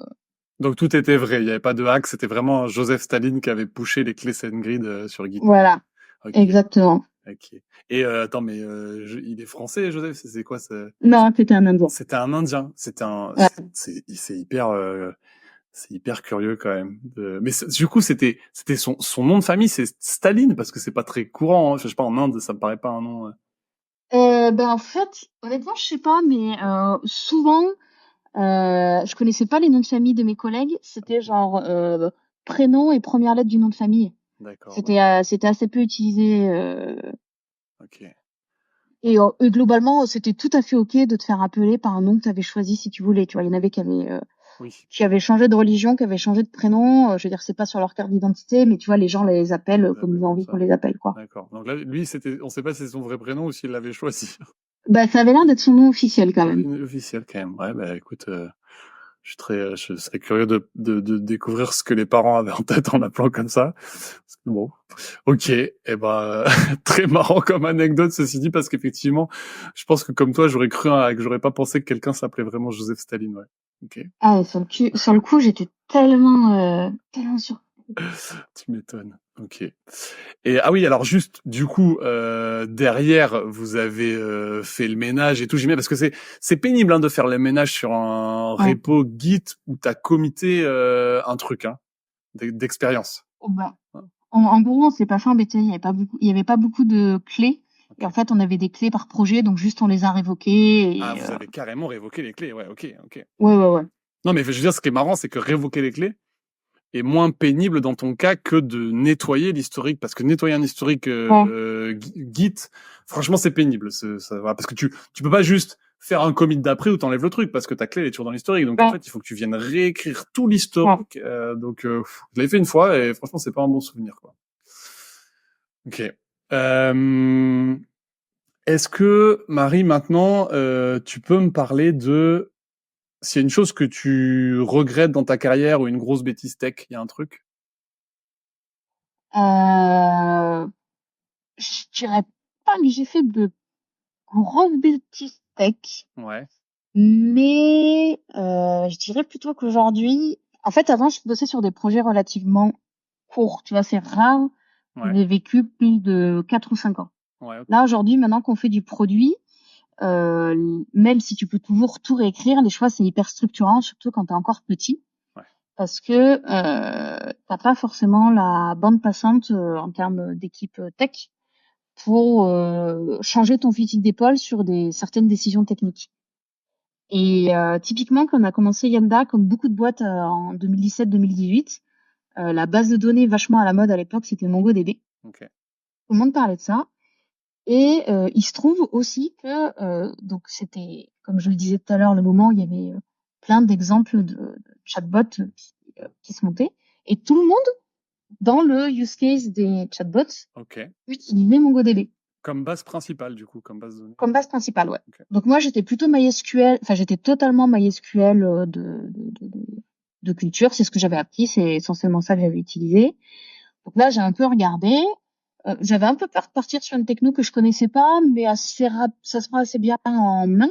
Ok. Et du coup, je me suis dit, bon, bah, j'ai pas mal hésité, mais je me suis dit, ça a l'air pas mal parce que c'est censé être plus performant sur de la recherche telle qu'on va probablement être amené à en faire plus tard. Ok.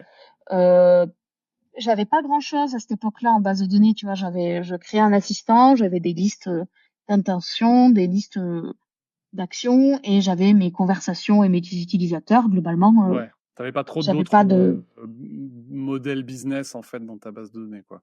ouais, voilà, c'était vraiment le gros début. J'avais pas beaucoup de relationnel, du coup, Ouais. c'était pas choquant. Ok. Donc je suis partie là-dessus. Et sauf que depuis, beaucoup de choses ont changé. Tu vois, on a un peu quand même pseudo-pivoté plusieurs fois. Et en fait, il y a le conversationnel s'est avéré plus complexe que ce qu'on imaginait. Il y a beaucoup de choses qu'on paramètre. Et en fait, je me suis retrouvée. Alors aujourd'hui, j'ai plusieurs problèmes. J'ai le problème que j'ai beaucoup de choses qui sont devenues relationnelles. Et du coup, en termes de perf, Ouais. c'est pas ouf. Ok. J'ai le fait que je commence à avoir des millions et des millions de conversations et qu'en fait j'ai mes clients qui ont envie de les filtrer de toutes les manières possibles sur plein de trucs qui en tout cas structurellement sont différents au niveau de la conversation, tu vois. Donc ça me fait des index hyper gros, du coup qui peuvent plus rester dans la RAM, du coup c'est lent ou D'accord. Ouais, donc t'es obligé de et payer sur une machine très chère, ouais, ok. ouais. Ok. Et en fait, il y a aussi un autre truc, c'est que il y a 3 ans, je crois, MongoDB a changé de De type de licence, licence. ouais, ça me dit. Ouais. Donc, en fait, moi, je suis hébergée chez Clever Cloud parce que je les avais vus en conf et que l'équipe technique, elle est trop bien. C'est des gens que j'aime bien, que je connais, certains que je connais personnellement et ils répondent, je trouve, toujours vachement bien sur le support technique. Ok. Et ils sont français. Nous, au début, c'était une contrainte qu'on avait. Il fallait, pour certains clients, vraiment des hébergeurs français en France. Ok. C'est même pas possible d'avoir du AWS en France, tu vois. Fallait que Ouais, ok. l'hébergeur soit français. Ouais. Et donc, eux, ils avaient du Mongo, donc nickel. Et en fait, le changement de licence, c'était parce que donc MongoDB, c'est open source. Ouais. En fait, il y avait plein de grands qui proposaient MongoDB, qui faisaient payer les gens et qui reversaient pas forcément en gros d'argent à Mongo. Du coup, Mongo a dit, nous, on propose un hébergement, donc les gens peuvent aller chez nous. Vous nous faites de la concurrence déloyale parce que vous êtes moins cher. Donc maintenant, pour les versions supérieures à la 4.04, je crois, va falloir nous payer. Et c'est un truc fixe, genre c'est 300 000 euros. Ouais, c'est énorme. Donc c'est quelque chose que par exemple un hébergeur français plus petit comme Clever Cloud pouvait pas se payer. Ils n'avaient pas assez de clients sur Mongo, ça n'avait pas de sens. Ok. Et donc là, j'ai fait une deuxième erreur qui est que j'ai fait bon, on verra bien ce qui se passe. Et donc là, je suis en train de faire ma migration vers MongoDB Atlas. Ok. Parce que la dernière version qui est supportée n'est plus supportée là. On D'accord. passe. Fin de vie, là, d'off Donc life. voilà, donc il faut que je fasse avant la fin octobre. Ok, sympa. Ouais. Et donc là, par contre, ce qui est bien, c'est que depuis on a grossi, donc on n'est plus des nobody. Et normalement, j'ai quelqu'un de Mongo qui va m'aider à avoir des crédits, notamment pour avoir des experts qui vont m'aider à revoir la structure parce que avec le temps, tu vois, il y a des choix potentiellement malheureux aussi, tu vois, personne n'est parfait Ouais. et voir qu'est-ce qu'on peut faire pour améliorer la perf parce qu'en fait, enfin, là, je pense je suis arrivée à la fin d'une ère, tu vois, genre il y a des moments où tu sens qu'on est un peu à l'étroit, donc ça passe encore. Mais là, vu qu'on a beaucoup plus de clients, il faut vraiment que je m'occupe de ça parce que sinon, dans un an, ça va pas le faire, quoi. Ok. Ouais, ok. Et Et en fait, si j'avais su, je pense que je serais plutôt partie sur du Postgre Ouais. qui m'offrait certains avantages de MongoDB, notamment le fait de stocker des JSON. Parce qu'en Ouais. fait, les débuts, j'avais beaucoup de données structurées en JSON et je savais pas ce dont j'allais avoir besoin dans le futur. Ouais. Là, j'avais plein de payloads parce que j'ai plein Ouais, qu'il d'API. faut stocker et tout. Ouais. Voilà, et en fait, ça, en MySQL, ça aurait été un enfer parce qu'il aurait fallu décrire tous les champs, les machins. Enfin, Ok. c'était pas adapté. Et tu pouvais pas chercher dedans. Ok. Parce que là, tu vois, j'ai vraiment des arrays d'objets avec des networks Ouais, une grosse properties et grappe, tout. bien. Ouais. Ok. Donc ça, Mongo, c'est bien, mais en fait, voilà, aujourd'hui, Ouais. je pense que je fais partie sur du Postgre, même si en Ouais. fait, j'ai jamais testé du Postgre à l'échelle que j'ai aujourd'hui sur du Mongo, tu vois. Ouais. Oui, c'est sûr. Oui. Mais Oui, mais peut-être c'est que, ouais. ouais, Non, mais c'est comme d'hab. Après, c'est des technos un peu plus éprouvés aussi, tu vois. C'est ça ouais. il y a des énormes clusters qui tournent, donc tu sais aussi que tu as plus de recul, donc tu prends moins de risques en fait. Hein, tu prends moins de risques, c'est sûr. Ok. Non, mais je comprends. Après, j'avais déjà eu ce retour sur Mongo. C'est vrai que Mongo, il y a eu, je me rappelle très bien de cette hype Ouais. mais qui était en fait, moi j'ai vu aussi des gens qui ne savaient pas du tout utiliser une DB relationnelle, qui l'utilisaient et en fait ils trouvaient ça trop bien parce qu'effectivement c'est Mm, pratique. T'as pas à réfléchir à comment tu stockes ta data, tu mets tout mm. et tu peux faire plein de choses avec. Mais c'est comme d'hab. À un moment quand tu progresses, il y a certaines limites que tu atteins et c'est pas pour rien que les SGBD Ouais. actuels ils sont là depuis si longtemps et ils continuent à être hyper utilisés. Mais, ok. En tout Et cas en fait, quand tu deviens power user, pardon, je t'ai coupé. non, vas-y. Non, ouais. Quand tu te rends compte qu'en fait, des fois, il y a un peu des features cachées, quoi. Enfin, Ouais. quand tu suis les exemples un peu by the book, les tutos, machin, tu vois, les grandes lignes et tout, ça roule. Et des fois, quand tu veux faire des trucs un peu particuliers avec des aggregates, des calculs d'analytics et et faire de la perf, Ouais. t'as des trucs, genre, c'est vraiment caché au fond de la doc, quoi. Faut se la farcir. Parce que personne n'aborde ça et Ouais. c'est lourd, quoi. Moi, je me rappelle avoir fait du Elasticsearch à un moment, tu vois, pour du coup Ouais, justement, on avait notre base de données Postgre et en fait, tu avais du Elasticsearch Postgres, pardon, ouais, et tu avais du Elasticsearch pour rechercher des records en fait. Tu vois, en gros, ouais, t'as des tableaux de données normales, c'était records en DB, et en fait, toi, tu veux chercher de manière très, tu vois, du textuel en fait. Et du coup, ouais, on faisait de la duplication dans ce que fait très bien Algolia, je pense d'ailleurs aujourd'hui. ouais, On faisait de la duplication de data dans un Elasticsearch et on faisait de la recherche. Et donc, ça marchait très bien pour ça. Et j'ai commencé à vous l'utiliser pour un use case où ça me paraissait bien, c'était pas si évident. Et là, je me suis retrouvé pareil dans des trucs, tu vois, je tirais un peu le truc, et là, la doc était plus du tout comme il faut. En plus, c'est des trucs qui évoluent très vite, tu vois. Donc, ouais, en fait, j'étais, attends, c'est la version 9.4, 9.6. J'étais, ah, mais attends, c'est plus du tout la même chose. Qu'est-ce qui se passe? ouais. Et à la fin, je me rappelle qu'il a fallu que je décrive mon problème hyper spécifique sur Stack Overflow, et que je mette tout mon crédit disponible pour que quelqu'un réponde à ma question et réponde et tu vois, comprenne mon problème et tout. Mais c'était complexe en fait. Dès que tu es sur des Ouais. et aussi, tu as moins d'experts en fait sur des technos moins matures comme ça, donc tu as du mal à trouver de la. Moi, je me rappelle très bien sur Amazon, tu sais, à un moment, j'avais freiné des deux pieds parce qu'on avait des problèmes avec notre base de données Postgres, Ouais. de perf, tu vois, mais normal en fait, c'est à partir d'une certaine échelle, en fait, c'est pas une base de données, enfin c'est pas une base de données distribuée Postgres, donc Ouais. forcément tu commences à payer des machines hyper chères. Et en fait, il nous disait, bah, le CTO proposait de passer sur Aurora, qui est, tu sais, la Mm, version d'Amazon, d'AWS, mais qui est propriétaire, en fait. Donc, ils disent, oui, compatible Postgres et tout.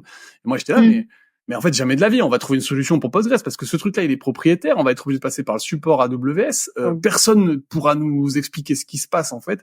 Et du coup, on n'est jamais passé sur ce truc-là. Mais moi, ouais, j'avais vraiment peur qu'on passe là-dessus, parce que tu n'as pas la communauté que tu as derrière sur des ouais. bases de données qu'on 30, je sais pas quel âge ça a Postgres, mais c'est bref. Donc voilà, moi je suis assez aligné avec ce truc aujourd'hui d'essayer il faut trouver l'innovation au bon endroit et puis il y a plein d'endroits où il faut être Mm. capable de faire le choix entre guillemets de la raison pour prendre un outil qui est mature quoi. Ouais. Surtout quand c'est aussi central dans ton appli quoi. Eh bah cool Marie, on a fait un tour de plein de choses. C'était hyper riche. Je me réécouterai la partie sur l'IA là parce que c'était hyper intéressant. Euh, Est-ce que, petite question pour finir, j'ai encore deux questions. Est-ce que tu as une lecture à conseiller? Alors, je t'avoue que je lis, j'ai du mal à lire les livres tech. Ok. Euh, Un truc que j'avais bien aimé sur le fond, qui revient souvent quand je vois des interviews et tout, et c'est vrai que ça rejoint un peu ce qu'on disait tout à l'heure sur, tu vois, le fait de pas juger hâtivement. Ouais. T'as les 4 accords Toltec, même Oui. si en vrai je trouve que un résumé de 3 pages, c'est amplement suffisant D'accord. par rapport à l'essence que tu vas en retirer. Ouais. Et si tu veux occuper les 10 prochaines années de ta vie, d'un point de vue non-tech, je recommande vivement les Annales du Disque Monde. Ok. C'est une énorme série de fantasy ironique et très très très drôle. Ouais. C'est vraiment un des rares bouquins que je peux lire et devant lequel je vais me bidonner, mais vraiment gros courir toute seule, quoi. C'est qui l'auteur déjà de ce truc? C'est Terry Pratchett. Ok, il est anglais, non? C'est ça ou il est américain? Ouais. Il est anglais. Ok. Je crois qu'il est anglais. Il est malheureusement décédé il y a quelques années. Ok. Et c'est vraiment de l'humour, de l'humour british, je pense, sans rire. Oui. Ouais. Oui. Est-ce que j'ai pas, j'en ai lu qu'un, je crois. Mais est-ce que c'est un peu il y a de l'absurde dedans ou pas? C'est un peu de Ouais, l'humour totalement. C'est ouais, très ok. très absurde. Ouais. Ouais, ok. Donc c'est très spécial. Mais c'est assez connu parce que je crois qu'il y avait un jeu vidéo qui s'appelait Discworld qui était tiré de cet univers. Enfin, Ouais. qui déclinait beaucoup cet univers. Ok. Ouais, Ok. non, il y a une énorme communauté derrière. Ouais. Ouais, ok. Ah, non, mais c'est assez mythique comme. Ok. Bah si Ouais. effectivement, tu les as tous lus ou pas? Bah, je dirais, je crois que j'en ai lu une grosse trentaine sur une quarantaine. Il m'en reste encore quelques-uns, mais que, tu vois, je les garde précieusement pour des moments de ma vie où je me dis que, tu vois, j'aurais besoin d'un truc vraiment cool pour m'occuper et me garder up, genre. Ok. Je dis Et si je suis malade. ouais, on sait jamais. Ouais. Mais je te le souhaite pas. Mais et pour revenir sur les accords Toltec aussi, j'oublie toujours lesquels Ouais, c'est, mais il y en a un qui moi que j'utilise beaucoup, c'est ne pas faire de suppositions. Tu sais, ouais, quand quelqu'un dit quelque chose, ne pas essayer d'interpréter outre mesure. En fait, voilà, il y a des mots, prendre le sens des mots et pas forcément chercher à dire mais qu'est-ce qu'il a voulu dire par ce ouais. truc-là. Ça rejoint un peu ce qu'on disait sur la communication implicite versus explicite. En fait, moi j'aime bien que les gens disent clairement les choses parce qu'en fait sinon, comment tu vas savoir que tu as compris le bon truc et après ça donne lieu à des quiproquos, pas possible. Ouais, mais tu vois, ça me fait marrer aussi d'un point de vue purement personnel, tu vois. Ouais. Quand j'ai une copine qui me dit, oui, ce garçon, il m'a écrit ça, tu crois que ça veut dire quoi? Et je Ouais, dis, bah, on ne sait ouais, pas. c'est ça. Demande-lui. Demande-lui, voilà, Oui. explicite, c'est clair. Ah, mais c'est exact. En fait, sur le plan perso et ça s'applique aussi bien Ouais, au plan perso qu'au plan pro de toute façon les mais accords. totalement. Ouais. Ok. Et ma dernière question pour toi, est-ce que tu crois, Marie, en quelque chose d'irrationnel? Alors, je dirais pas forcément que j'y crois, Ouais. mais que j'ai créé un réflexe basé sur quelque chose d'irrationnel. Ok.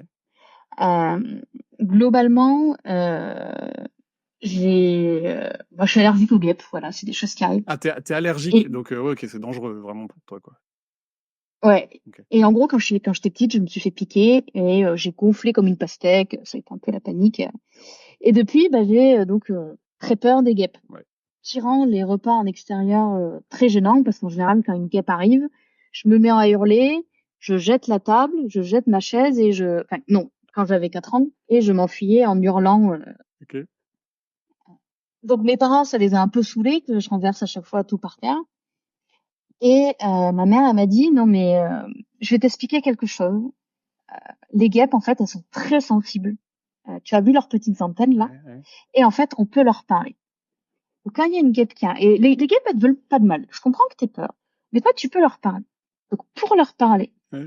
il faut que tu fermes les yeux, que tu te concentres, que tu te mordes la langue, que tu mettes tes petites mains comme ça, et que tu penses très fort, par la guêpe, par la guêpe, par la guêpe. Et tu restes comme ça, à faire par la guêpe pendant 1 minute, et tu verras quand tu ouvriras les yeux, on fera pas.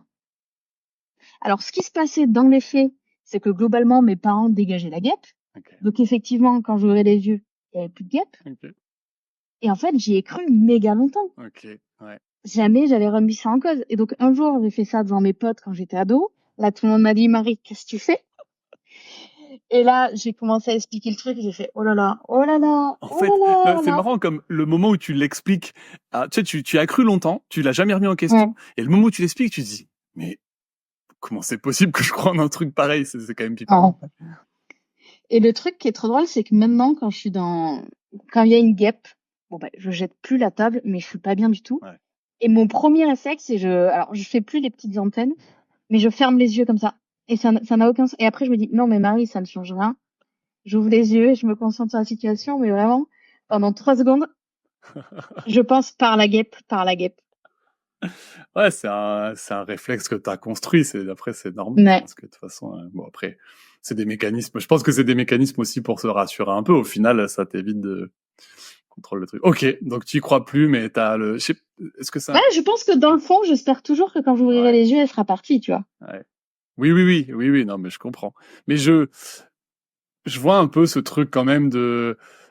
Moi, je l'avais tu sais, tu vois pas ce truc aussi où moi, j'ai l'impression que j'étais pas le seul à l'avoir tu sais, quand t'as des carreaux, tu marches jamais sur la ligne des carreaux, ou sur le passage piéton, tu marches que sur les trucs blancs et tu te dis, si j'y arrive pas, il va se passer ça et tout, qui sont des trucs un peu, irrationnels que je sais pas pourquoi tu te construis, quand t'es plus petit, ouais.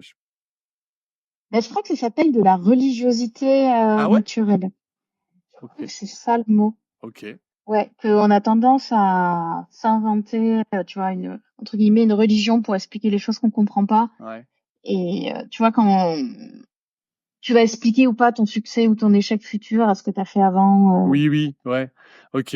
Moi, j'avais ce truc un peu sur le sport. Quand je regarde le sport et que je veux vraiment, tu sais, je suis supporter d'une équipe ou d'un joueur et je veux vraiment qu'il gagne.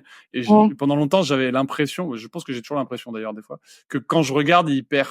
Et du coup, si j'arrête de regarder, il va gagner, tu vois. Ce truc-là, qui est pareil, complètement irrationnel, mais je pense que à un moment, je me disais, mais j'y crois pas, mais ça marche. Bon, voilà, mais du coup, tu rates tous les succès de l'équipe dont t'es fan, quoi. Donc, c'est pas. C'est dommage. C'est pas fou, quoi. Pas très. Je viens de googler, je t'ai dit une connerie. Religiosité naturelle, c'est pas du tout ça. C'est quoi? Ça a un nom, du coup? Ouais. C'est un vrai truc, mais c'est pas ça. Okay. Moi, ça a l'air compliqué. Je regarderai plus tard. Ok, bon, écoute, je mettrai dans les notes de l'épisode si jamais tu retrouves ou que je retrouve. Écoute, top pour tout ça. Merci pour cet échange. C'était hyper intéressant. On a parlé de plein de trucs. Je pense trop bien. Et puis, est-ce que je peux te laisser un petit mot de la fin pour conclure l'épisode? Ok. Alors, je sais pas exactement quel est le public qui t'écoute, mais j'ai cru comprendre que c'était assez varié et potentiellement qu'il y avait pas mal de gens qui peut-être démarraient. Et du coup, j'aurais envie de leur dire de garder la foi même quand c'est compliqué. Parce que des fois, la tech, c'est dur. On peut avoir des bugs qu'on n'arrive pas à résoudre et on se dit on va jamais y arriver. Et moi, j'ai vraiment démarré en comprenant vraiment pas du tout ce que je faisais. Et aujourd'hui, je suis directrice technique d'une boîte. Je fais encore des erreurs, moins. Mais si le métier vous plaît, ça vaut le coup de persévérer et de faire ce qu'il faut pour s'entourer des bonnes personnes. Ouais. Parce qu'aujourd'hui, je vois beaucoup de personnes qui des fois démarrent en alternance et sont pas forcément dans des équipes qu'on pourrait qualifier de très saines, et qui vont, comme ils débutent, et ils vont quand même rester des fois dans cette ambiance qui est pas hyper constructive. Alors qu'en vrai, les devs, il y en a besoin, il va y avoir besoin longtemps, et il faut pas hésiter, à garder la foi et peut-être à quitter un milieu hostile pour retrouver un endroit épanouissant. Ok. Voilà.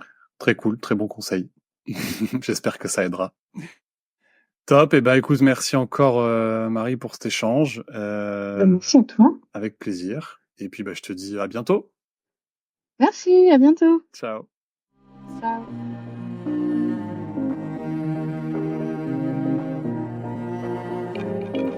Ça y est, c'est terminé. La tronche de tech du jour nous a livré tous ses secrets. Ou presque. S'ils t'ont plu, n'hésite pas à nous le dire en commentaire, à noter le podcast ou à m'envoyer un message sur LinkedIn. Dernière chose, si tu es freelance ou indépendant ou que tu envisages de te lancer à ton compte, tu auras certainement besoin d'un expert comptable. Dans ce cas-là, viens voir ce qu'on fait chez Akazi sur www.akazi.io. Ça s'écrit ACASI.io. Et promis, tu seras super bien accueilli. Sur ce, je te dis à très vite pour un prochain épisode de Tronche de Tech.